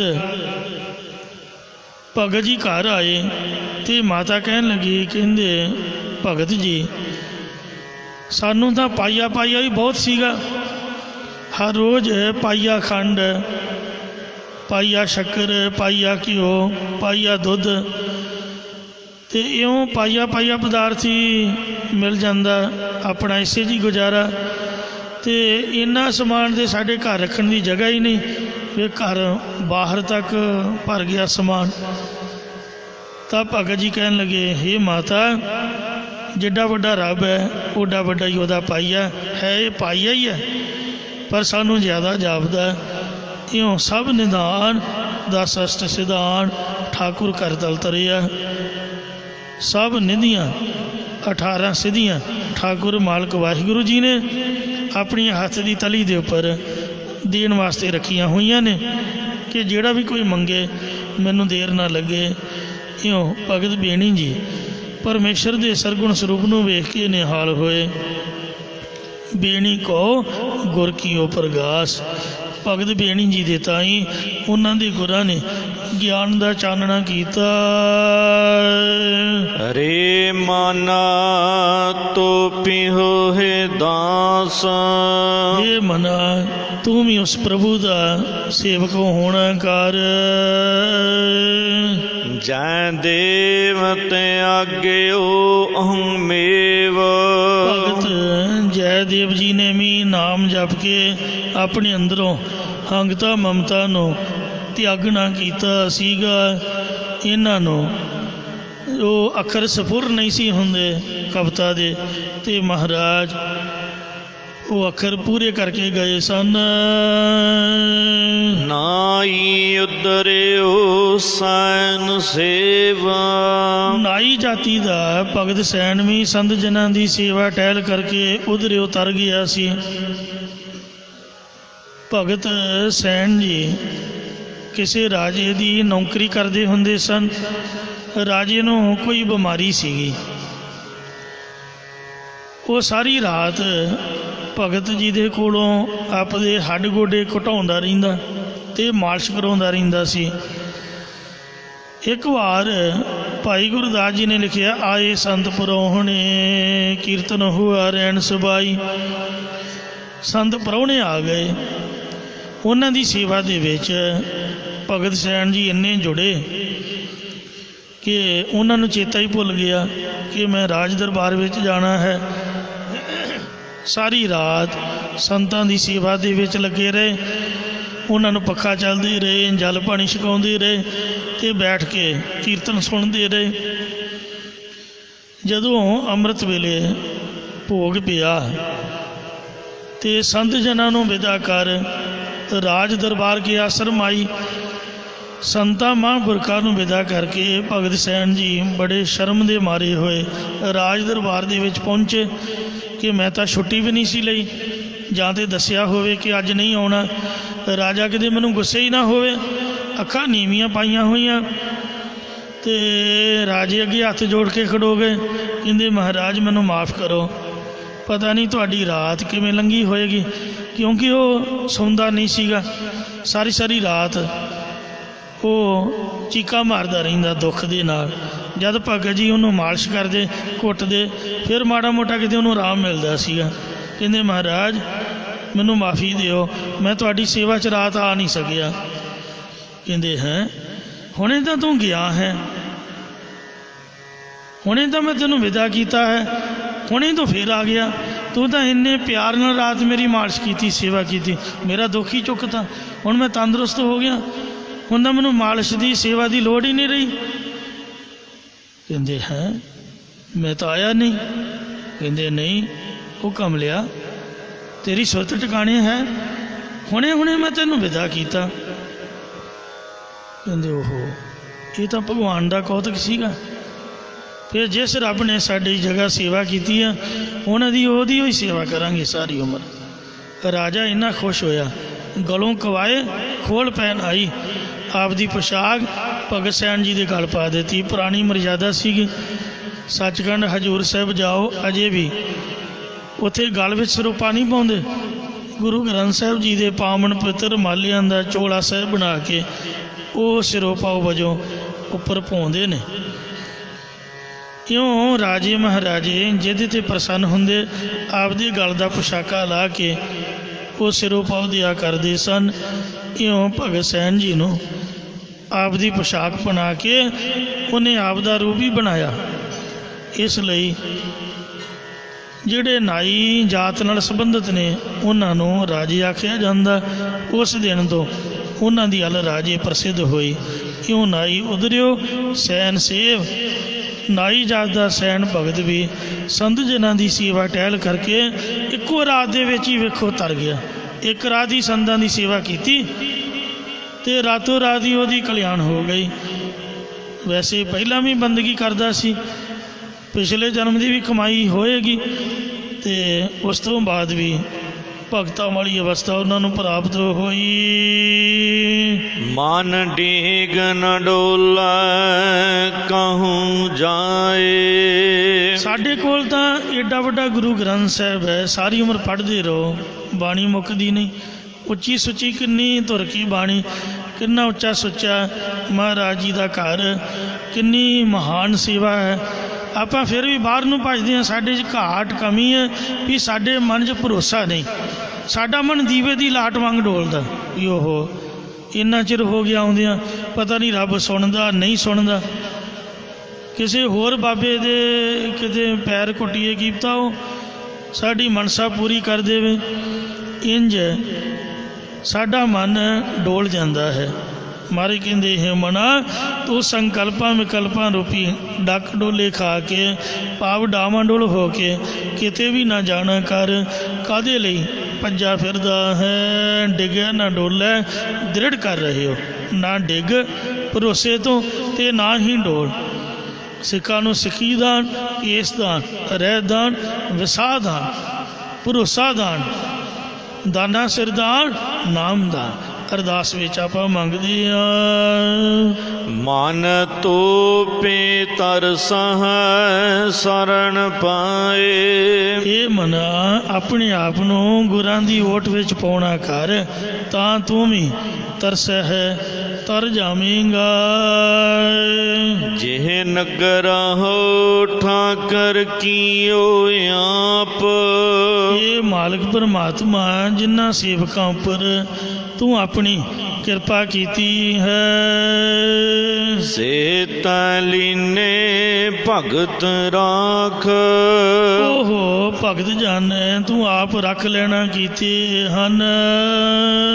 ਤੈਨ ਕਾ ਗੁਣ ਅਵਗੁਣ ਨਾ ਵਿਚਾਰਿਓ ਕੋਏ। ਇਹ ਪ੍ਰਭੂ ਉਹਨਾਂ ਭਗਤਾਂ ਦਾ ਗੁਣ ਅਤੇ ਅਵਗੁਣ ਗਨਾਹ ਕੋਈ ਵੀ ਤੂੰ ਵਿਚਾਰਨਾ ਨਹੀਂ ਕੀਤਾ। ਇਹ ਬਿਦ ਦੇਖਾਂ ਮਨ ਲੱਗਾ ਸੇਵ। ਇਹ ਪ੍ਰਭੂ ਇਸ ਤਰੀਕੇ ਦੇ ਨਾਲ ਤੇਰੀ ਭਗਤਾਂ ਦੇ ਉੱਪਰ ਕਿਰਪਾਲਤਾ ਵੇਖ ਕੇ ਮੇਰਾ ਮਨ ਵੀ ਤੇਰੀ ਟਹਿਲ ਭਗਤੀ ਦੇ ਵਿੱਚ ਲੱਗ ਗਿਆ ਹੈ। ਮਹੱਲਾ ਪੰਜਵਾ। ਗੋਬਿੰਦ ਗੋਬਿੰਦ ਗੋਬਿੰਦ ਸੰਗ ਨਾਮ ਦਿਓ ਮਨ ਲੀਣਾ। ਆੜ ਦਾਮ ਕੋ ਸ਼ੀਪੁਰੋ ਹੋਇਓ ਲਾਖੀਣਾ। ਬੁਨ ਤਨ ਨ ਤਿਆਗ ਕੈ ਪ੍ਰੀਤ ਚਰਨ ਕਬੀਰਾ। ਸੋ ਬੁਨ ਤਨ ਨ ਤਿਆਗ ਕੈ ਪ੍ਰੀਤ ਚਰਨ ਕਬੀਰਾ। ਭਗਤ ਕਬੀਰ ਸਾਹਿਬ ਜੀ ਨੇ ਸੁਣੋ ਜਠਾਨੀ ਸੁਣੋ ਦਰਾਨੀ ਅਚਰਜ ਏਕ ਭਇਓ। ਸਾਧ ਸੂਦੇ ਨੂੰ ਮੁੰਡੀਏ ਖੂਏ ਇਹ ਮੁੰਡੀਆ ਕਿਉਂ ਨਾ ਮੋਇਓ। ਸਭ ਬੁਨਾ ਤੰਨਾ ਛੱਡ ਦਿੱਤਾ ਅਤੇ ਭਇਓ ਗੁਣੀ ਗਹੀਰਾ। ਉਹ ਗੁਣਾਂ ਦਾ ਖਜ਼ਾਨਾ ਹੋ ਗਿਆ। ਅਤੇ ਇਸੇ ਪ੍ਰਕਾਰ ਸੈਨ ਨਾਈ ਬੁਤਕਾਰੀਆਂ ਉਹ ਘਰ ਘਰ ਸੁਣਿਆ। ਹਿਰਦੇ ਵਸਿਆ ਪਾਰ ਬ੍ਰਹਮ ਭਗਤਾ ਮੈਂ ਗਣਿਆ। ਭਗਤ ਸੈਨ ਜੀ ਵੀ ਉਤੀਆਂ ਬਤੀਆਂ ਕਰਨ ਵਾਲੇ ਭਗਤਾਂ ਵਿੱਚ ਗਿਣੇ ਗਏ, ਘਰੋਂ ਘਰ ਸੁਣੇ ਗਏ। ਇਹ ਬਿਦ ਸੁਣ ਕੇ ਜਾਟ ਰੋਠ ਭਗਤੀ ਲਾਗਾ। ਮਿਲੇ ਪ੍ਰਤੱਖ ਗੁਸਾਈਆਂ ਧੰਨਾ ਬੜ ਭਾਗਾ। ਇਉਂ ਭਗਤਾਂ ਵੱਲ ਵੇਖ ਕੇ ਭਗਤ ਧੰਨਾ ਜੀ ਨੂੰ ਵੀ ਰੰਗ ਚੜ੍ਹਿਆ। ਇਉਂ ਸਾਖੀਆਂ ਸੁਣ ਕੇ, ਜੀਵਨ ਵੇਖ ਕੇ, ਸੰਤਾਂ ਦਾ ਜੀਵਨ ਪੜ੍ਹ ਕੇ ਤੇ ਮਨ ਜਿਹੜਾ ਹੈ ਭਗਤੀ ਵੱਲ ਪ੍ਰੇਰਿਤ ਹੁੰਦਾ ਹੈ। ਸਾਡਾ ਮਨ ਵੀ ਇਸ ਤਰ੍ਹਾਂ ਵੇਖ ਕੇ ਸਤਿਗੁਰੂ ਪੰਜਵੇਂ ਪਾਤਸ਼ਾਹ ਕਹਿੰਦੇ ਭਗਤੀ ਵਿੱਚ ਲੱਗ ਗਿਆ ਹੈ। ਕਬੀਰ ਤੇ ਆਇਓ ਏਕ ਰੰਗ। ਭਗਤ ਕਬੀਰ ਸਾਹਿਬ ਜੀ ਨੇ ਇੱਕ ਪ੍ਰਭੂ ਦੇ ਰੰਗ ਪ੍ਰੇਮ ਕਰਕੇ ਜਾਂ ਪ੍ਰਭੂ ਨਾਲ ਇੱਕ ਰੂਪ ਹੋ ਕੇ ਪ੍ਰਭੂ ਨੂੰ ਧਿਆਉਣਾ ਕੀਤਾ, ਸਿਮਰਨਾ ਕੀਤਾ। ਹੋਏ ਬਿਰਖਤ ਬਨਾਰਸੀ, ਰਹਿੰਦਾ ਰਾਮਾਨੰਦ ਗੁਸਾਈ। ਅੰਮ੍ਰਿਤ ਵੇਲੇ ਉੱਠ ਕੇ ਜਾਂਦਾ ਗੰਗਾ ਨਹਾਵਣ ਤਾਈ। ਅੱਗੋਂ ਹੀ ਦਾ ਜਾਇ ਕੇ ਲੰਬਾ ਪਿਆ ਕਬੀਰ ਤਥਾਈ। ਪੈਰੀ ਟੁੰਬ ਉਠਾਲਿਆ, ਬੋਲੋ ਰਾਮ ਸਿੱਖ ਸਮਝਾਈ। ਭਗਤ ਕਬੀਰ ਜੀ ਨੇ ਜਿਹੜੇ ਜੁਲਾਹਾ ਜਾਤ ਨਾਲ ਸੰਬੰਧਿਤ ਸਨ, ਸੋਚਿਆ ਕਿ ਭਗਤ ਰਾਮਾਨੰਦ ਜੀ ਨੂੰ ਗੁਰੂ ਧਾਰਨਾ, ਪਰ ਉਹ ਬ੍ਰਾਹਮਣਾਂ ਤੋਂ ਡਰਦੇ, ਨੀਵੀਂ ਜਾਤ ਵਾਲਿਆਂ ਨੂੰ ਉਪਦੇਸ਼ ਨਹੀਂ ਸਨ ਦਿੰਦੇ। ਕਹਿੰਦੇ ਲੈਣਾ ਤਾਂ ਇਹਨਾਂ ਕੋਲੋਂ ਉਪਦੇਸ਼ ਲੈਣਾ। ਤਰੀਕਾ ਜੁਗਤੀ ਵਰਤੀ। ਉਹ ਅੰਮ੍ਰਿਤ ਵੇਲੇ ਜਿਸ ਰਸਤੇ ਗੰਗਾ ਇਸ਼ਨਾਨ ਕਰਨ ਜਾਂਦੇ ਸਨ, 2-2:30 ਵਜੇ ਹੀ ਉੱਠ ਕੇ ਕਬੀਰ ਜੀ ਉਸ ਰਸਤੇ ਲੰਮੇ ਪੈ ਗਏ। ਜਦ ਰਾਮਾਨੰਦ ਜੀ ਨੂੰ ਠੇਡਾ ਲੱਗਾ, ਥੱਲੇ ਵੇਖਿਆ ਕਿ ਬੰਦਾ ਸੁੱਤਾ ਪਿਆ। ਸੁੱਤੇ ਤਾਂ ਨਹੀਂ ਸਨ, ਭਗਤ ਕਬੀਰ ਜੀ ਤਾਂ ਜਾਗਦੇ ਸੀ। ਮੋਢੇ ਤੋਂ ਫੜ ਕੇ ਆਖਿਆ, ਉੱਠ ਰਾਮ ਕੇ ਰਾਮ ਕਹੋ। ਕਹਿੰਦੇ 7 ਬਚਨ ਜੀ, ਰਾਮ ਰਾਮ ਰਾਮ ਰਾਮ। ਉਸੇ ਦਿਨ ਤੋਂ ਗੁਰੂ ਧਾਰਨ ਕਰ ਲਿਆ ਤੇ ਉਹਨਾਂ ਦੇ ਕਹੇ ਉਪਦੇਸ਼ ਨੂੰ ਕਮਾਇਆ ਔਰ ਵੱਡੀ ਉੱਚੀ ਅਵਸਥਾ ਨੂੰ ਪ੍ਰਾਪਤ ਹੋਏ। ਇੰਜ ਕਬੀਰ ਸਾਹਿਬ ਜੀ ਬੜੀ ਚੜ੍ਹਦੀ ਕਲਾ ਅਵਸਥਾ ਵਾਲੇ। ਸਭ ਤੋਂ ਜ਼ਿਆਦਾ ਬਾਣੀ ਭਗਤ ਬਾਣੀ ਵਿੱਚ ਭਗਤ ਕਬੀਰ ਸਾਹਿਬ ਜੀ ਦੀ ਹੈ ਔਰ ਇੰਨੀ ਲੌਜੀਕਲੀ ਹੈ, ਅਲੰਕ੍ਰਿਤ ਹੈ ਕਿ ਸਤਿਗੁਰੂ ਨਾਨਕ ਦੇਵ ਜੀ ਦੀ ਬਾਣੀ ਅਤੇ ਕਬੀਰ ਜੀ ਦੀ ਬਾਣੀ ਵਿੱਚ ਮੈਂ ਇਹ 19-21 ਦਾ ਵੀ ਫਰਕ ਨਹੀਂ ਸਮਝਦਾ। ਬਿਲਕੁਲ ਉਸੇ ਤਰ੍ਹਾਂ ਦੀ ਗੁਰੂ ਮਹਾਰਾਜ ਦੀ, ਗੁਰੂ ਨਾਨਕ ਸਾਹਿਬ ਦੀ ਬਾਣੀ ਵੀ ਸਮਝਣੀ ਅਤੇ ਸਮਝਾਉਣੀ ਕਠਿਨ ਹੈ। ਕਿਉਂ ਕਬੀਰ ਜੀ ਦੀ ਬਾਣੀ ਵੀ ਹੈ ਤਾਂ ਸਾਰੀ ਬਾਣੀ ਉੱਤਮ, ਤੇ ਪਰ ਇੰਨੇ ਅਲੰਕਾਰ ਨੇ ਕਿ ਪੜ੍ਹਨ ਮਾਤਰ ਸਮਝ ਨਹੀਂ ਆਉਂਦੀ। ਇਸ ਤਰ੍ਹਾਂ ਸਭ ਤੋਂ ਸ਼੍ਰੋਮਣੀ ਅਤੇ ਉੱਤਮ ਭਗਤ ਕਬੀਰ ਸਾਹਿਬ ਜੀ ਹੋਏ ਨੇ। ਇਹਨਾਂ ਦੀ ਹਿੰਦੀ ਵਿੱਚ ਵੀ ਕਾਫੀ ਸ਼ਲੋਕ ਮਿਲਦੇ ਨੇ। ਇੱਕ ਪਿਆਰ ਦੇ ਨਾਲ ਇਹਨਾਂ ਨੇ ਪ੍ਰਭੂ ਦਾ ਸਿਮਰਨ ਕੀਤਾ ਤੇ ਵੇਖੋ ਭਗਤ ਭਗਤ ਜਗ ਵਜਿਆ। ਆੜ ਦਾਮ ਕੋ ਸ਼ਿਪਰੋ ਹੋਇਓ ਲਾਖੀਨਾ, ਜਿਵੇਂ ਰਵਿਦਾਸ ਜੀ ਭਗਤ ਭਗਤ ਕਰਕੇ ਪ੍ਰਸਿੱਧ ਹੋਏ। ਅੱਡੀ ਕੌਡੀ ਦੀ ਮਸ਼ੱਕਤ ਵਾਲੇ ਨਾਮਦੇਵ ਜੀ ਪ੍ਰਸਿੱਧ ਹੋਏ। ਇਸੇ ਪ੍ਰਕਾਰ ਹਰ ਕੇ ਨਾਮ ਕਬੀਰ ਉਜਾਗਰ, ਜਨਮ ਜਨਮ ਕੇ ਕਾਟੇ ਕਾਗਰ। ਹਰੀ ਦਾ ਨਾਮ ਜਪ ਕੇ ਕਬੀਰ ਸਾਹਿਬ ਜੀ ਬੜੇ ਪ੍ਰਸਿੱਧ ਹੋ ਗਏ, ਜਿਨ੍ਹਾਂ ਦੇ ਦਰਸ਼ਨਾਂ ਦੇ ਨਾਲ ਹੀ ਜਨਮਾਂ ਜਨਮਾਤਰਾਂ ਦੇ ਪਾਪ ਉਤਰਦੇ। ਨਿਮਤ ਨਾਮ ਦਿਓ ਦੂਧ ਪੀ ਆਇਆ, ਤਾਂ ਉਹ ਜਗ ਜਨਮ ਸੰਕਟ ਨਹੀਂ ਆਇਆ। ਨਾਮਦੇਵ ਜੀ ਨੇ ਵੀ ਰੱਬ ਨੂੰ ਦੁੱਧ ਪਿਆਇਆ ਤੇ ਉਸੇ ਦਿਨ ਤੋਂ ਪ੍ਰਸਿੱਧੀ ਹੋ ਗਈ।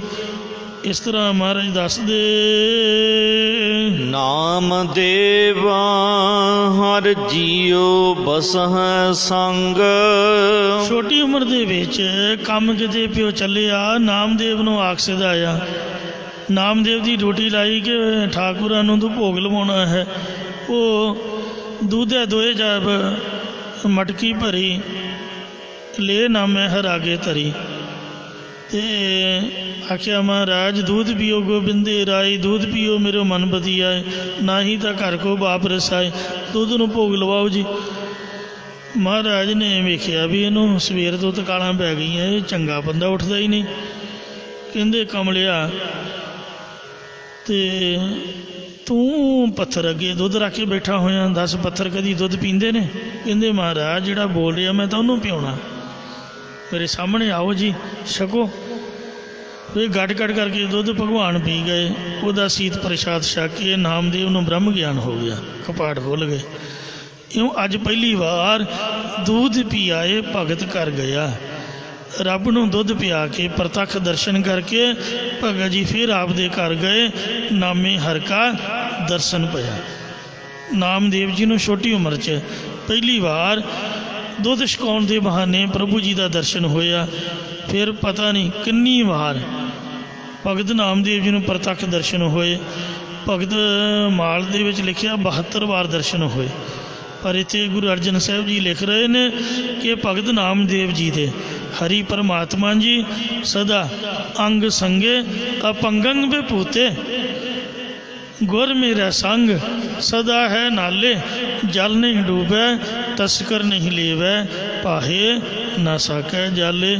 ਹਮੇਸ਼ਾ ਹੀ ਰੱਬ ਜੀ ਭਗਤ ਜੀ ਦੇ ਅੰਗ ਸੰਗ ਵਸਦੇ ਸੀ, ਭਾਵ ਨਾਮਦੇਵ ਜੀ ਨੇ ਪ੍ਰਭੂ ਨੂੰ ਆਪਣੇ ਅੰਗ ਸੰਗ ਹੀ ਜਾਣਿਆ ਹੋਇਆ ਸੀ।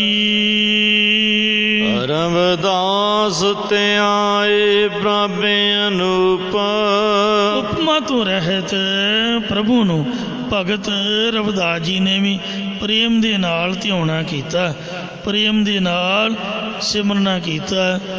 ਜਿਉਂ ਘਰ ਮਹਿਲੇ ਚੀਥੜ ਹੀਰਾ ਲਾਲ ਅਮੋਲ ਪਲੇਟਾ, ਜਿਵੇਂ ਭਾਈ ਗੁਰਦਾਸ ਜੀ ਕਹਿੰਦੇ ਵੀ ਮੈਲੇ ਜੇ ਕੱਪੜੇ ਦੇ ਵਿੱਚ ਅਮੋਲਕ ਹੀਰਾ ਲਪੇਟਿਆ ਹੋਵੇ। ਦਾਦੀ ਸਾਡੀ ਬੈਂਕਾਂ ਦਾ ਹੁੰਦੀਆਂ ਨਹੀਂ ਸੀਗੀਆਂ, ਅੱਜ ਕੱਲ੍ਹ ਤਾਂ ਲੋਕਰ ਮਿਲ ਜਾਂਦੇ ਨੇ ਕਿਰਾਏ 'ਤੇ। ਉਹਨੇ ਪੁਰਾਣੇ ਜਿਹੇ ਕੱਪੜੇ ਦੇ ਵਿੱਚ ਗਹਿਣੇ ਬੰਨ੍ਹ ਕੇ ਨਾ ਅਤੇ ਮੰਜੇ ਦੀ ਪੈਂਦ 'ਚ ਫਸਾ ਦੇਣੇ, ਜਾਂ ਪੁਰਾਣੇ ਜਿਹੇ ਕੱਪੜਿਆਂ 'ਚ ਰੱਖ ਦੇਣੇ। ਜੇ ਤੁਸੀਂ ਲੋਕਰ 'ਚ ਰੱਖੋਗੇ ਅਤੇ ਉਹ ਚੋਰਾਂ ਨੂੰ ਤਾਂ ਕੋਈ ਵੀ ਉਹਲਾ ਨਹੀਂ ਆ, ਪਰ ਫਿਰ ਵੀ ਮਾੜਾ ਮੋਟਾ ਤਾਂ ਪੜਦਾ ਹੁੰਦਾ ਹੈ।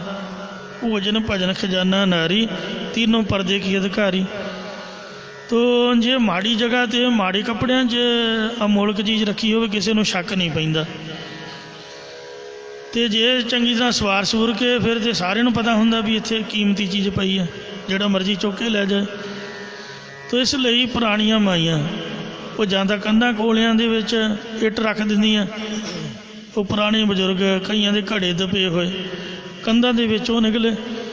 ਤੋ ਇਸ ਤਰ੍ਹਾਂ ਲੋਕ ਸਾਂਭ ਕੇ ਰੱਖਦੇ ਸੀਗੇ, ਅਤੇ ਸਾਂਭਣ ਵਾਲੀ ਜਗ੍ਹਾ ਕੋਈ ਅਟਰੈਕਟ ਵਾਲੀ ਨਹੀਂ ਸੀ ਹੁੰਦੀ, ਜਿਸ ਜਗ੍ਹਾ ਵੱਲ ਕੋਈ ਵੇਖੇ ਨਾ ਇਸ ਤਰ੍ਹਾਂ ਦਾ ਉਹ ਮੈਲੇ ਕਚੈਲੇ ਕੱਪੜੇ ਜਾਂ ਕੂੜ ਕਬਾੜ ਪਿਆ ਹੋਣਾ, ਉਹਦੇ ਚੀਜ਼ ਰੱਖੀ ਹੋਣੀ।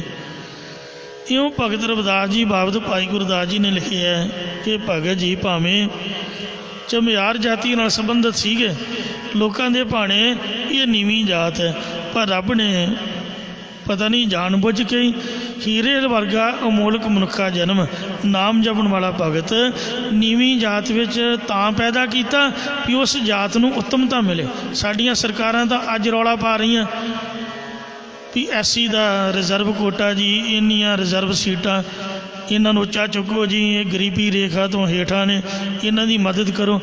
ਪਰ ਵਾਹਿਗੁਰੂ ਅਕਾਲ ਪੁਰਖ ਨੇ ਵੇਖੋ ਆਪਦੇ ਭਗਤ ਪੈਦਾ ਕਰਕੇ ਉਹਨਾਂ ਜਾਤਾਂ ਨੂੰ ਸਤਿਕਾਰ ਦਿਵਾਇਆ।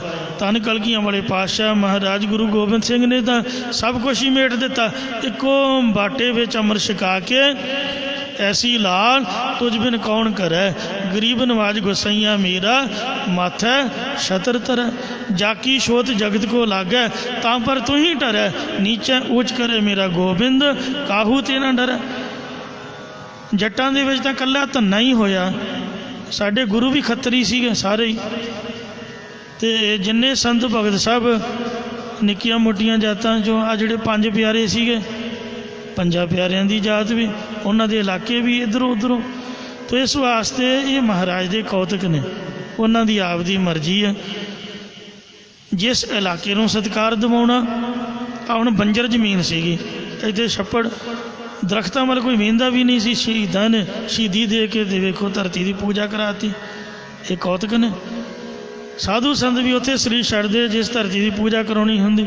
ਗੁਰੂ ਗੋਬਿੰਦ ਸਿੰਘ ਨੇ ਵੇਖੋ ਪਟਨੇ 'ਚ ਅਵਤਾਰ ਧਾਰਿਆ ਬਿਹਾਰੀਆਂ ਦੀ ਕਲਿਆਣ ਲਈ, ਅਤੇ ਜੋਤੀ ਜੋਤ ਕਿੱਥੇ ਸਮਾਏ? ਮਹਾਰਾਸ਼ਟਰ ਦੱਖਣੀਆਂ ਦੀ ਕਲਿਆਣ ਵਾਸਤੇ। ਰਹੇ ਕਿੱਥੇ? ਪਹਾੜੀਆਂ ਦੇ ਮੁੱਢ ਦੇ ਵਿੱਚ, ਕਿਉਂਕਿ ਉਹ ਕੌਤਕ ਕਰਨਾ ਸੀਗਾ ਜੰਗ ਯੁੱਧ ਦਾ। ਜਿਹੜੇ ਪਹਾੜੀ ਸਨ ਉਹ ਵਿਰੁੱਧ ਹੋ ਗਏ, ਫੌਜਾਂ ਚਾੜ ਕੇ ਲਿਆਂਦੀਆਂ, ਮਹਾਰਾਜ ਨੇ ਧਰਤੀ ਤੋਂ ਪਾਪਾਂ ਦਾ ਖਾਤਮਾ ਕੀਤਾ। ਇਉਂ ਵਾਹਿਗੁਰੂ ਜੀ ਦੇ ਕੌਤਕ ਨੇ। ਇਹ ਕੋਈ ਜਾਤ ਪਾਤ ਨਹੀਂ ਹੁੰਦੀ ਸਿੰਘਾਂ ਦੀ, ਭਗਤਾਂ ਸੰਤਾਂ ਗੁਰੂਆਂ ਪੀਰਾਂ ਦੀ, ਇਹ ਤਾਂ ਲੋਕਾਂ ਨੇ ਬਣਾਈਆਂ ਹੋਈਆਂ ਨੇ। ਕੰਮਾਂ ਦੇ ਹਿਸਾਬ ਨਾਲ ਬ੍ਰਾਹਮਣਾਂ ਨੇ ਵੰਡੀਆਂ ਪਾਈਆਂ ਸੀ। ਜਿਹਨੇ ਲੋਹਾ ਕੁੱਟਣਾ ਕਹਿੰਦੇ ਆ ਲੁਹਾਰ ਹੈ ਜੀ, ਉਹ ਜਿਹਨੇ ਇੱਟਾਂ ਬਣਾਉਣੀਆਂ ਕਹਿੰਦਾ ਜੀ ਘੁਮਿਆਰ ਹੈ ਜੀ, ਜਿਹਨੇ ਕੱਪੜਾ ਵੇਚਣਾ ਕਹਿੰਦਾ ਜੀ ਬਜਾਜ ਹੈ ਜੀ, ਜਿਹੜਾ ਹਲਵੋਂ ਕਹਿੰਦੇ ਜੱਟ ਹੈ ਜੀ। ਉੱਥੇ ਪੜ੍ਹਨ ਵਾਲੇ ਅਸੀਂ ਪੰਡਤ ਹਾਂ ਜੀ। ਅੱਜ ਕੱਲ੍ਹ ਤਾਂ ਕੰਮ ਹੀ ਕੋਈ ਨਹੀਂ ਰਿਹਾ, ਸਭ ਆਨਲਾਈਨ ਸਿਸਟਮ, ਨੌਕਰੀਆਂ ਸਰਕਾਰੀ ਲੱਗੀਆਂ ਹੋਈਆਂ। ਜਦ ਕੰਮ ਹੀ ਨਹੀਂ ਰਿਹਾ, ਚਮੜੇ ਦਾ ਕੰਮ ਹੀ ਨਹੀਂ ਕਰਦਾ, ਫਿਰ ਚਮਿਆਰ ਕਾਹਦਾ ਹੋ ਗਿਆ ਦੱਸੋ? ਕੋਈ ਕੱਪੜਾ ਬੁਣਦਾ ਹੀ ਨਹੀਂ, ਜਲਾਇਆ ਕਿੱਥੋਂ ਹੋ ਗਿਆ? ਕੋਈ ਇੱਟਾਂ ਬਣਾ ਹੀ ਨਹੀਂ ਰਿਹਾ ਤਾਂ ਘੁਮਿਆਰ ਕਿੱਥੋਂ ਹੋ ਗਿਆ? ਲੋਹੇ ਦੀਆਂ ਵੀ ਮਸ਼ੀਨਾਂ ਲੱਗੀਆਂ ਹੋਈਆਂ। ਤੋ ਇਹ ਤਾਂ ਸਾਡੇ ਆਪ ਦੀ ਮਾਨਸਿਕ ਅਵਸਥਾ ਹੈ। ਜਿਸ ਤਰ੍ਹਾਂ ਕਿਸੇ ਦੀ ਮੱਤ ਹੁੰਦੀ ਉਸ ਤਰ੍ਹਾਂ ਉਹ ਬੋਲੀ ਜਾਂਦਾ। ਸੋ ਗੁਰੂ ਘਰ ਦੇ ਵਿੱਚ ਮਹਾਰਾਜ ਨੇ ਖੱਤਰੀ ਬ੍ਰਾਹਮਣ ਸੂਦ ਵੈਸ ਉਪਦੇਸ਼ ਚੌਂ ਵਰਨਾ ਕੋ ਸਾਂਝਾ। ਭਗਤ ਰਵਿਦਾਸ ਜੀ ਨੇ ਉਪਮਾ ਤੋਂ ਰਹਿਤ ਪ੍ਰਭੂ ਨੂੰ ਪ੍ਰੇਮ ਦੇ ਨਾਲ ਸਿਮਰਨਾ ਕੀਤਾ ਸੀਗਾ, ਤਾਂ ਭਗਤ ਭਗਤ ਜਗ ਵਜਿਆ ਚੌ ਚੱਕਾਂ ਵਿੱਚ ਚਮਰੇਟਾ। ਚੌਂ ਚੱਕਾਂ ਦੇ ਵਿੱਚ ਉਹ ਪ੍ਰਸਿੱਧ ਹੋਏ। ਇਹ ਜੇ ਅਸੀਂ ਆਖੀਏ ਵੀ ਅਸੀਂ ਖਾਲਸੀ ਹਾਂ ਜੀ, ਕੱਟੜ ਸਿੰਘ ਹਾਂ ਜੀ, ਅਸੀਂ ਤਾਂ ਵਾਹਿਗੁਰੂ ਤੋਂ ਬਗੈਰ ਕੋਈ ਜਪਦੇ ਹੀ ਨਹੀਂ। ਬੰਦਾ ਪੁੱਛੇ ਗੁਰੂ ਗ੍ਰੰਥ ਸਾਹਿਬ ਜੀ ਤਾਂ ਵਾਹਿਗੁਰੂ ਲਿਖਿਆ ਹੀ 13 ਵਾਰੇ ਗਿਣਤੀ 'ਚ, ਇੱਥੇ ਤਾਂ ਹੈ ਹੀ ਰਾਮ ਰਾਮ ਹੈ। ਕੋਈ ਬ੍ਰਾਹਮਣ ਕੋਈ ਪੰਡਤ ਦਾ ਕੋਈ ਵਿਤਕਰਾ ਨਹੀਂ, ਕੋਈ ਮੁਸਲਮਾਨ ਦਾ ਇੱਥੇ ਕੋਈ ਝਗੜਾ ਨਹੀਂ। ਫਰੀਦ ਸਾਹਿਬ ਦੀ ਬਾਣੀ ਹੈ ਅਤੇ ਤਰਲੋਚਨ ਬ੍ਰਾਹਮਣ ਦੀ ਬਾਣੀ ਹੈ। ਰਾਮਾਨੰਦ ਬੜੇ ਵੱਡੇ ਕੱਟੜਪੰਥੀ ਬ੍ਰਾਹਮਣ ਹੋਏ, ਉਹਨਾਂ ਦੀ ਬਾਣੀ ਹੈ। ਸਿੰਘ ਤਾਂ ਉਦੋਂ ਹੁੰਦੇ ਹੀ ਨਹੀਂ ਸੀਗੇ, ਦੱਸੋ ਖਾਲਸੇ ਦੇ ਕੀ ਅੱਖਰ ਨੇ? ਸਿੰਘਾਂ ਦੀ ਕਿੱਥੇ ਬਾਣੀ ਹੈ ਦੱਸੋ? ਸਿੰਘ ਤਾਂ ਗੁਰੂ ਗੋਬਿੰਦ ਸਿੰਘ ਨੇ ਬਣਾਇਆ ਅੰਮ੍ਰਿਤਧਾਰੀ। ਸੋ ਗੁਰੂਆਂ ਪੀਰਾਂ ਦੇ ਚਰਨਾਂ ਵਿੱਚ ਤਾਂ ਸਾਰੇ ਧਰਮਾਂ ਦੇ ਸਾਂਝੇ ਲੋਕ ਆਉਂਦੇ ਨੇ। ਆਪਾਂ ਤਾਂ ਐਵੇਂ ਸਿਰ 'ਤੇ ਚੁੱਕੀ ਫਿਰਦੇ ਹਾਂ ਵੀ ਸਾਡਾ ਹੀ ਮਹਾਰਾਜ ਹੈ। ਮਹਾਰਾਜ ਤਾਂ ਸਾਰਿਆਂ ਦਾ ਸਾਂਝਾ ਹੈ। ਜਿਹੜਾ ਬੰਦਾ ਅੰਮ੍ਰਿਤ ਛਕ ਲੈਂਦਾ, ਗੁਰੂ ਦੀ ਬਾਣੀ ਪੜ੍ਹਦਾ ਹੈ। ਅਸੀਂ ਸਮਝਾ ਹੀ ਨਹੀਂ ਸਕੇ ਅੱਜ ਤੱਕ, ਤਾਂ ਹੀ ਉਹ ਝਗੜਾ ਪਿਆ ਹੋਇਆ। ਲੋਕ ਈਰਖਾ ਕਰਕੇ ਲੜਦੇ ਸਾਡੇ ਨਾਲ ਨੇ, ਬੇਅਦਬੀ ਗੁਰੂ ਗ੍ਰੰਥ ਸਾਹਿਬ ਦੀ ਕਰਦੇ। ਉਹ ਭਲਿਓ ਮਾਨਸੋ ਮੂਰਖੋ ਲੋਕੋ ਦੁਨੀਓ, ਤੁਹਾਨੂੰ ਮਤ ਕੋਈ ਸਿਖਾਏ। ਮਹਾਰਾਜ ਦੀ ਬਾਣੀ ਤਾਂ ਸਾਰਿਆਂ ਦੀ ਸਾਂਝੀ ਹੈ ਭਾਈ। ਸਾਡੇ ਕੋਈ ਇਕੱਲੇ ਸਿੰਘਾਂ ਦੀ ਥੋੜ੍ਹੋ ਆ, ਅੰਮ੍ਰਿਤਧਾਰੀਆਂ ਦੀ ਥੋੜ੍ਹੋ ਆ। ਠੀਕ ਡਿਸਪਲਿਨ ਹੁੰਦਾ ਹਰੇਕ ਜਗ੍ਹਾ ਦਾ, ਹਰੇਕ ਧਰਮ ਦਾ। ਤੋ ਇਸ ਲਈ ਅਨੁਸ਼ਾਸਨ ਦੇ ਖੇਤਰ ਵਿੱਚ ਰਹਿ ਕੇ ਜੇ ਆਪਾਂ ਗੁਰੂ ਮਹਾਰਾਜ ਦੀ ਮਰਿਆਦਾ ਵਿੱਚ ਰਹਾਂਗੇ ਤਾਂ ਆਪਾਂ ਬਾਣੀ ਪੜ੍ਹ ਸਕਦੇ ਹਾਂ। ਕੇਸਾ ਧਾਰੀ ਹੋਵੇ, ਕੇਸ ਢੱਕੇ ਹੋਣ, ਅਤੇ ਸੱਚੇ ਪਾਤਸ਼ਾਹ ਜੀ ਦਾ ਅੰਮ੍ਰਿਤ ਪਾਨ ਕੀਤਾ ਹੋਵੇ। ਜੇ ਨਹੀਂ ਵੀ ਪਾਨ ਕਰ ਸਕਿਆ ਤਾਂ ਬਾਣੀ ਪੜ੍ਹਨ ਤੋਂ ਤਾਂ ਕੋਈ ਰੋਕ ਟੋਕ ਨਹੀਂ। ਵਜ਼ੀਰ ਖਾਨ ਮੁਸਲਮਾਨ ਨੂੰ ਸੁਖਮਨੀ ਸਾਹਿਬ ਜ਼ਬਾਨੀ ਯਾਦ ਸੀਗਾ। ਸਾਈਂ ਮੀਆਂ ਮੀਰ ਦੇ ਕੋਲੋਂ ਬੀਬੀ ਕੌਲਾਂ ਨੇ ਸੁਖਮਨੀ ਸਾਹਿਬ ਦਾ ਪਾਠ ਯਾਦ ਕੀਤਾ ਸੀਗਾ। ਇਹ ਸਾਰੇ ਸੁਖਮਨੀ ਸਾਹਿਬ ਦਾ ਪਾਠ ਪੜ੍ਹਦੇ ਰਹੇ। ਮੀਆਂ ਮੀਰ ਨੇ ਨੀਂਹ ਰੱਖੀ ਹਰਿਮੰਦਰ ਸਾਹਿਬ ਦੀ। ਤੋ ਇਸ ਵਾਸਤੇ ਵਿਤਕਰਾ ਸੀ ਪਾਇਆ, ਲੜਾਈਆਂ ਸਾਡੀਆਂ ਖੜੀਆਂ ਕੀਤੀਆਂ ਹੋਈਆਂ ਨੇ। ਖਾਸ ਕਰਕੇ ਜਿਹੜੇ ਰਾਜਨੀਤਿਕ ਲੋਕ ਨੇ ਉਹ ਪਾੜੋ ਅਤੇ ਰਾਜ ਕਰੋ ਦੀ ਨੀਤੀ ਉੱਪਰ ਵਰਤਦੇ ਨੇ। ਸਾਨੂੰ ਸਮਝਣਾ ਪਏਗਾ ਲੜਾਈ ਤਾਂ ਖਤਮ ਹੋ ਸਕਦੀ ਹੈ ਜੇ ਆਪਾਂ ਸੱਚੇ ਮਨੋਂ ਮਹਾਰਾਜ ਦੀ ਬਾਣੀ ਪੜ੍ਹੀਏ, ਸੁਣੀਏ, ਇਹਨਾਂ ਦੀ ਵਿਚਾਰਧਾਰਾ ਉੱਪਰ ਚੱਲੀਏ। ਅਤੇ ਉਪਦੇਸ਼ ਚੌਂ ਵਰਨਾ ਕੋ ਸਾਂਝਾ। ਸੋ ਏਕ ਪਿਤਾ ਏਕ ਸਕੀ ਹਾਂ ਬਾਰਕ ਤੂੰ ਮੇਰਾ ਗੁਰਹਾਈ। ਕਿਉਂ ਸਾਰਿਆਂ ਨੂੰ ਸਾਂਝਾ ਆਪਦਾ ਪਰਿਵਾਰ ਸਮਝ ਲਈਏ। ਗੁਰੂ ਸਾਹਿਬ ਦੀ ਕਿਰਪਾ ਹੋਵੇ। ਰਵਿਦਾਸ 'ਤੇ ਆਏ ਪ੍ਰਭ ਅਨੂਪ। ਮੈਂ ਤਾਂ ਬੇਨਤੀ ਕਰ ਰਿਹਾ ਕਿ ਰਵਿਦਾਸੀਆਂ ਨੇ ਆਪਦੀ ਬਾਣੀ ਦਾ ਵੱਖਰਾ ਹੀ ਗ੍ਰੰਥ, ਇੱਕ ਫਗਵਾੜੇ ਦਾ ਬਾਬਾ, ਉਹ ਕਮਲਿਆਂ ਨੇ ਵੈਰ ਪਾ ਲਿਆ ਕਿਸੇ ਦੇਸ਼ ਦੇ ਵਿੱਚ। ਉਹ ਬਾਬਾ ਜੀ ਕਿਤੇ ਗਏ ਸੀਗੇ, ਮੂਰਖ ਬੰਦਿਆਂ ਦੇ ਕੰਮ ਹੁੰਦਾ, ਗੋਲੀ ਚਲਾਤੀ, ਉਹ ਦੁਬਦਾ ਪੈ ਗਈ। ਉਹ ਕਹਿੰਦੇ ਵੀ ਸਾਡੀ ਬਾਣੀ ਤਾਂ ਦਿਓ ਜੀ। ਉਹ ਆਪ ਦਾ ਵੱਖਰਾ ਹੀ ਗ੍ਰੰਥ ਬਣਾ ਕੇ ਬਹਿ ਗਏ। ਹੁਣ ਜੇ ਸਾਰੇ ਹੀ ਬਾਣੀ ਕੱਢ ਕੇ ਲੈ ਜਾਣਗੇ ਤਾਂ ਮਹਾਰਾਜ ਕੀ ਰਹੂਗਾ ਦੱਸੋ? ਕਬੀਰਪੰਥੀ ਕਹਿਣਗੇ ਸਾਡੇ ਕਬੀਰ ਦੀ ਦਿਓ ਜੀ, ਰਵਿਦਾਸੀਆਂ ਨੇ ਆਪ ਦੀ ਲੈ ਲਈ। ਅਤੇ ਸ਼ੀਂਬੇ ਕਹਿਣਗੇ ਸਾਡੇ ਨਾਮਦੇਵ ਦੀ ਬਾਣੀ ਦਿਓ। ਦੱਸੋ ਮਹਾਰਾਜ ਕੀ ਰਹੂਗਾ? ਜੇ ਮੁਸਲਮਾਨ ਆ ਜਾਣ ਵੀ ਫਰੀਦ ਦੀ ਬਾਣੀ ਦਿਓ। ਸਾਡੇ ਗੁਰੂਆਂ ਪੀਰਾਂ ਨੇ ਤਾਂ ਸਾਰਿਆਂ ਨੂੰ ਆਪਦੀ ਸੰਗਤ ਦੇ ਵਿੱਚ ਆਪਦੀ ਗੋਚ 'ਚ ਬਿਠਾਇਆ, ਅਤੇ ਅਸੀਂ ਵੰਡੀਆਂ ਦੇ ਵਿਤਕਰੇ ਪਾ ਕੇ ਝਗੜੇ ਖੜੇ ਕਰ ਲਏ। ਇਹ ਸਾਡੀ ਘਾਟ ਹੈ, ਸਾਡੀ ਕਮੀ ਹੈ। ਕਿਸੇ ਦੇ ਪਿਓ ਦੀ ਦਾੜੀ ਨੂੰ ਤੁਸੀਂ ਹੱਥ ਪਾਓਗੇ, ਅਗਲਾ ਤੁਹਾਡੇ ਪਿਓ ਨੂੰ ਵੀ ਘੇਰੂਗਾ। ਜੇ ਆਪਦੇ ਪਿਓ ਦੀ ਇੱਜ਼ਤ ਬਚਾਉਣੀ ਹੈ ਤੇ ਅਗਲੇ ਦੇ ਪਿਓ ਦਾ ਸਤਿਕਾਰ ਕਰੋ, ਭਾਵੇਂ ਕਿਸੇ ਦਾ ਪਿਓ ਸ਼ਰਾਬੀ ਕਬਾਬੀ ਵੀ ਹੈ, ਆਖਰ ਹੈ ਤਾਂ ਉਹਦਾ ਪਿਓ ਨਾ। ਦੱਸੋ ਤੁਸੀਂ ਕਿਸੇ ਦੇ ਪਿਓ ਨੂੰ ਗਾਲ ਕੱਢ ਸਕਦੇ ਹੋ ਜਾਂ ਉਹਦੀ ਬੇਅਦਬੀ ਕਰ ਸਕਦੇ ਹੋ? ਅਗਲਾ ਆਪਦੇ ਘਰ ਆ ਜੀਰੇ ਪੀਂਦਾ, ਆਪਦੀ ਜੇਬ 'ਚੋਂ ਪੀਵੇ, ਸਾਨੂੰ ਕੀ ਲੋੜ ਮਾੜਾ ਕਹਿਣ ਦੀ? ਉਹ ਕਮਲਿਓ ਬਾਣੀ ਪੜ੍ਹੋ, ਬਾਣੀ ਦਾ ਪ੍ਰਚਾਰ ਕਰੋ, ਆਪਦੇ ਧਰਮ ਦੀ ਵਿਆਖਿਆ ਕਰੋ। ਤੁਸੀਂ ਕਿਸੇ ਦੇ ਪੋਸਟਰ ਪਾਰ ਕੇ ਨਾਲੀਆਂ ਸੁੱਟ ਕੇ ਕੀ ਲੈਣਾ? ਸਾਡੀ ਆਪਦੀ ਗਲਤੀ ਹੈ ਜੋ ਅਸੀਂ ਭੁਗਤ ਰਹੇ ਹਾਂ। ਸੱਚੇ ਪਾਤਸ਼ਾਹ ਦੇ ਚਰਨਾਂ 'ਚ ਅਰਦਾਸ ਹੈ ਵੀ ਮਹਾਰਾਜ ਸਾਨੂੰ ਬਖਸ਼ ਲੈਣ। ਗੁਰੂ ਨਾਨਕ ਦੇਵ ਗੋਬਿੰਦ ਰੂਪਾ। ਸੋ ਇਹ ਮਹਾਰਾਜ ਤੁਸੀਂ ਸਾਰੇ ਭਗਤਾਂ ਦੀਆਂ ਸਾਖੀਆਂ ਤਾਂ ਸੁਣਾਈਆਂ ਨੇ, ਪਰ ਸ੍ਰੀ ਗੁਰੂ ਨਾਨਕ ਦੇਵ ਸਾਹਿਬ ਜੀ ਬਾਰੇ ਨਹੀਂ ਦੱਸਿਆ। ਉਹ ਕੌਣ ਸਨ? ਤਾਂ ਮਹਾਰਾਜ ਕਹਿੰਦੇ ਸ੍ਰੀ ਗੁਰੂ ਅਰਜਨ ਦੇਵ ਜੀ ਕਥਨ ਕਰਦੇ, ਹੇ ਗੁਰਸਿੱਖੋ, ਸ੍ਰੀ ਗੁਰੂ ਨਾਨਕ ਦੇਵ ਜੀ ਤਾਂ ਗੋਬਿੰਦ ਪਰਮਾਤਮਾ ਦਾ ਹੀ ਸਰੂਪ ਹਨ। ਆਪ ਨਾਰਾਇਣ ਕਲਾਧਾਰ ਜਗ ਮੈਂ ਪਰਵਰਿਓ, ਨਿਰੰਕਾਰ ਆਕਾਰ ਜੋਤ ਜਗ ਮੰਡਲ ਕਰਿਓ। ਜੈ ਕਹਿਤੈ ਭਰਪੂਰ ਸਭ ਦੀਪਕ ਦੀਪ ਆਇਓ, ਜੇ ਸਿੱਖੇ ਸੰਗ ਰਹਿਓ ਤਤ ਹਰ ਚਰਨ ਮਿਲਾਇਓ। ਸ੍ਰੀ ਗੁਰੂ ਨਾਨਕ ਦੇਵ ਜੀ ਪਰਮਾਤਮਾ ਨੇ, ਇਸ ਲਈ ਤੁਸੀਂ ਪਰਮਾਤਮਾ ਦਾ ਨਾਮ ਜਪੋ, ਸ੍ਰੀ ਗੁਰੂ ਨਾਨਕ ਦੇਵ ਜੀ ਦੇ ਸਿੱਖ ਬਣੋ, ਦਸੇ ਪਾਤਸ਼ਾਹੀਆਂ ਨੂੰ ਆਪ ਦਾ ਗੁਰੂ ਮੰਨੋ, ਅੰਮ੍ਰਿਤ ਛਕੋ, ਸਿੰਘ ਸੱਜੋ, ਰਹਿਤ ਰੱਖੋ। ਸ੍ਰੀ ਗੁਰੂ ਗ੍ਰੰਥ ਸਾਹਿਬ ਦਸਾਂ ਪਾਤਸ਼ਾਹੀਆਂ ਦੀ ਜੋਤ ਨੇ, ਇਹਨਾਂ ਦੀ ਬਾਣੀ ਦਾ ਨਿਤਨੇਮ ਕਰੋ, ਮੂਲ ਮੰਤਰ ਗੁਰ ਮੰਤਰ ਦਾ ਪਾਠ ਪੜੋ, ਸੰਗਤ ਵਿੱਚ ਜੁੜੋ। ਵਾਹਿਗੁਰੂ ਤੁਹਾਡਾ ਵੀ ਭਲਾ ਕਰੇਗਾ। ਜਿਵੇਂ ਭਗਤਾਂ ਨੂੰ ਕਿਰਪਾ ਹੋਈ ਹੈ ਤੋ ਤੁਹਾਡੇ 'ਤੇ ਵੀ ਕਿਰਪਾ ਹੋਏਗੀ। ਇਹ ਸ੍ਰੀ ਗੁਰੂ ਅਰਜਨ ਦੇਵ ਜੀ ਨੇ ਸਾਖੀਆਂ ਸੁਣਾ ਕੇ ਸਾਨੂੰ ਭਗਤੀ ਵੱਲ ਪ੍ਰੇਰਿਤ ਕੀਤਾ ਹੈ। ਵੇਖੋ, ਗੁਰੂ ਪੀਰ ਸੰਤ ਭਗਤ ਭਗਤੀ ਕਰਕੇ ਹੀ ਸੰਪੂਰਨ ਹੋਏ। ਜੇ ਆਪਾਂ ਕਹੀਏ ਵੀ ਭੱਜੇ ਭੱਜੇ ਆਈਏ, ਭੱਜੇ ਭੱਜੇ ਚਲੇ ਜਾਈਏ ਅਤੇ ਸਾਨੂੰ ਸਭ ਕੁਝ ਮਿਲ ਜਾਏ, ਇੰਜ ਤਾਂ ਕਦੀ ਕੁਛ ਵੀ ਨਹੀਂ ਹੋਇਆ। ਕੁਛ ਪਾਉਣ ਲਈ ਕੁਛ ਛੱਡਣਾ ਪਏਗਾ, ਕੁਝ ਕਰਨਾ ਪਏਗਾ। ਇਸ ਲਈ ਕਹੋ ਕਬੀਰ ਭਗਤ ਕਰ ਪਾਇਆ, ਭੋਲੇ ਪਾਏ ਮਿਲੇ ਰਗ ਰਾਇਆ। ਭਗਤੀ ਕਰਨੀ ਪਊਗੀ, ਭੁੱਲਾਂ ਚੁੱਕਾ ਖਿਮਾ ਕਰਨੀਆਂ ਜੀ। ਅੱਗੇ ਦੋ ਸਮਤ ਬਖਸ਼ਣੀ। ਰਵਿਦਾਸ ਤੇ ਆਏ ਪ੍ਰਭ ਅਨੂਪ, ਗੁਰੂ ਨਾਨਕ ਦੇਵ ਗੋਬਿੰਦ ਰੂਪ। ਵਾਹਿਗੁਰੂ ਜੀ ਕਾ ਖਾਲਸਾ, ਵਾਹਿਗੁਰੂ ਜੀ ਕੀ ਫਤਿਹ।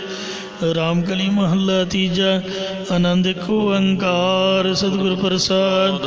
ਆਨੰਦ ਭਇਆ ਮੇਰੀ ਮਾਏ ਸਤਿਗੁਰੂ ਮੈਂ ਪਾਇਆ ਸਤਿਗੁਰ ਤਾਂ ਪਾਇਆ, ਸਹਿਜ ਸੇਤੀ ਮਨ ਵਜੀਆਂ ਵਧਾਈਆਂ। ਰਾਗ ਰਤਨ ਪਰਵਾਰ ਭਰੀਆਂ ਸ਼ਬਦ ਗਾਵਣੇ ਆਈਆਂ, ਸ਼ਬਦੋ ਤਾਂ ਗਾਵ ਹਰੀ ਕੇਰਾ ਮਨ ਜਿਨੀ ਵਸਾਇਆ। ਕਹਿ ਨਾਨਕ ਆਨੰਦ ਹੋਆ ਸਤਿਗੁਰੂ ਮੈਂ ਪਾਇਆ, ਏ ਮਨ ਮੇਰਿਆ ਤੂੰ ਸਦਾ ਰਹੋ ਹਰ ਨਾਲੇ। ਪਰ ਨਾਲ ਰਹੋ ਤੂੰ ਮਨ ਮੇਰੇ ਦੁਖ ਸਭ ਵਿਸਾਰਨਾ, ਅੰਗੀਕਾਰ ਉਗਾਰੇ ਤੇਰਾ ਕਾਰਜ ਸਭ ਸਵਾਰਨਾ। ਸਭ ਨਾਗਲਾ ਸਮਰਥ ਸੁਆਮੀ ਸੋ ਕਿਉ ਮਨੋ ਵਿਸਾਰੇ। ਕਹਿ ਨਾਨਕ ਮਨ ਮੇਰੇ ਸਦਾ ਰਹੋ ਹਰ ਨਾਲੇ। ਸਾਚੇ ਸਾਹਿਬਾ ਕਿਆ ਨਹੀਂ ਘਰ ਤੇਰਾ, ਕਰਤਾ ਤੇਰਾ ਸਭ ਕਿਛ ਹੈ। ਜਦੇ ਸੋ ਪਾਵੇ ਸਦਾ ਸਿਵ ਸਲਾਹਾਂ ਤੇਰੀ ਨਾਮ ਮਨ ਵਸਾਵੇ। ਨਾਮ ਜਨ ਕਾ ਮਨ ਵਸਿਆ, ਵਾਜੇ ਸ਼ਬਦ ਕਨੇਰੇ। ਕਹਿ ਨਾਨਕ ਸੱਚੇ ਸਾਹਿਬ ਕਿਆ ਨਹੀਂ ਕਰ ਤੇਰਾ। ਸੱਚਾ ਨਾਮ ਮੇਰਾ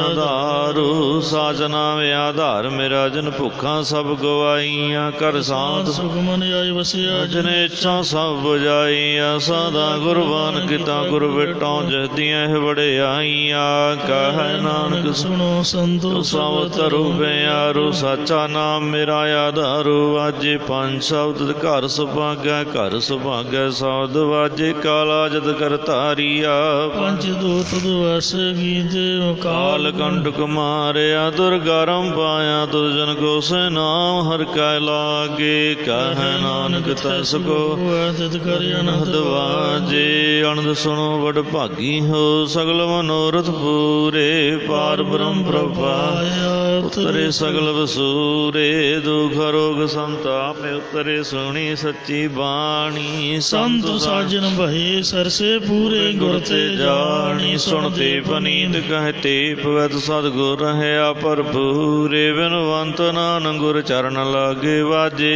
ਅਨਹਦ ਤੂਰੇ। ਸਲੋਕ ਪਵਨ ਗੁਰੂ ਬਾਣੀ ਬਿਤਾ ਮਾਤਾ ਕਰਤਾ ਦਿਵਸ ਰਾਤ ਦੁਇੰਦਾਈ ਦਾਇਆ ਖੇਲਾ ਸਗਲ ਜਗਤ ਚੰਗਿਆਈਆ ਬੁਰਿਆਈਆਂ ਉੱਚੇ ਧਰਮਾਂ ਦੂਰਾ ਕਰਮੀ ਆਪੋ ਆਪਣੀ ਕੇ ਨੇੜਾ ਕੇ ਦੂਰਾ ਜਿਨੀ ਨਾਮ ਧਿਆਇਆ ਗਏ ਮਸਕਤ ਕਾਲ ਨਾਨਕ ਤੇ ਮੁਖ ਉਜਾਲੇ ਕੀਤੀ ਛੁਟੀ ਨਾਲ ਠਾਕੁਰ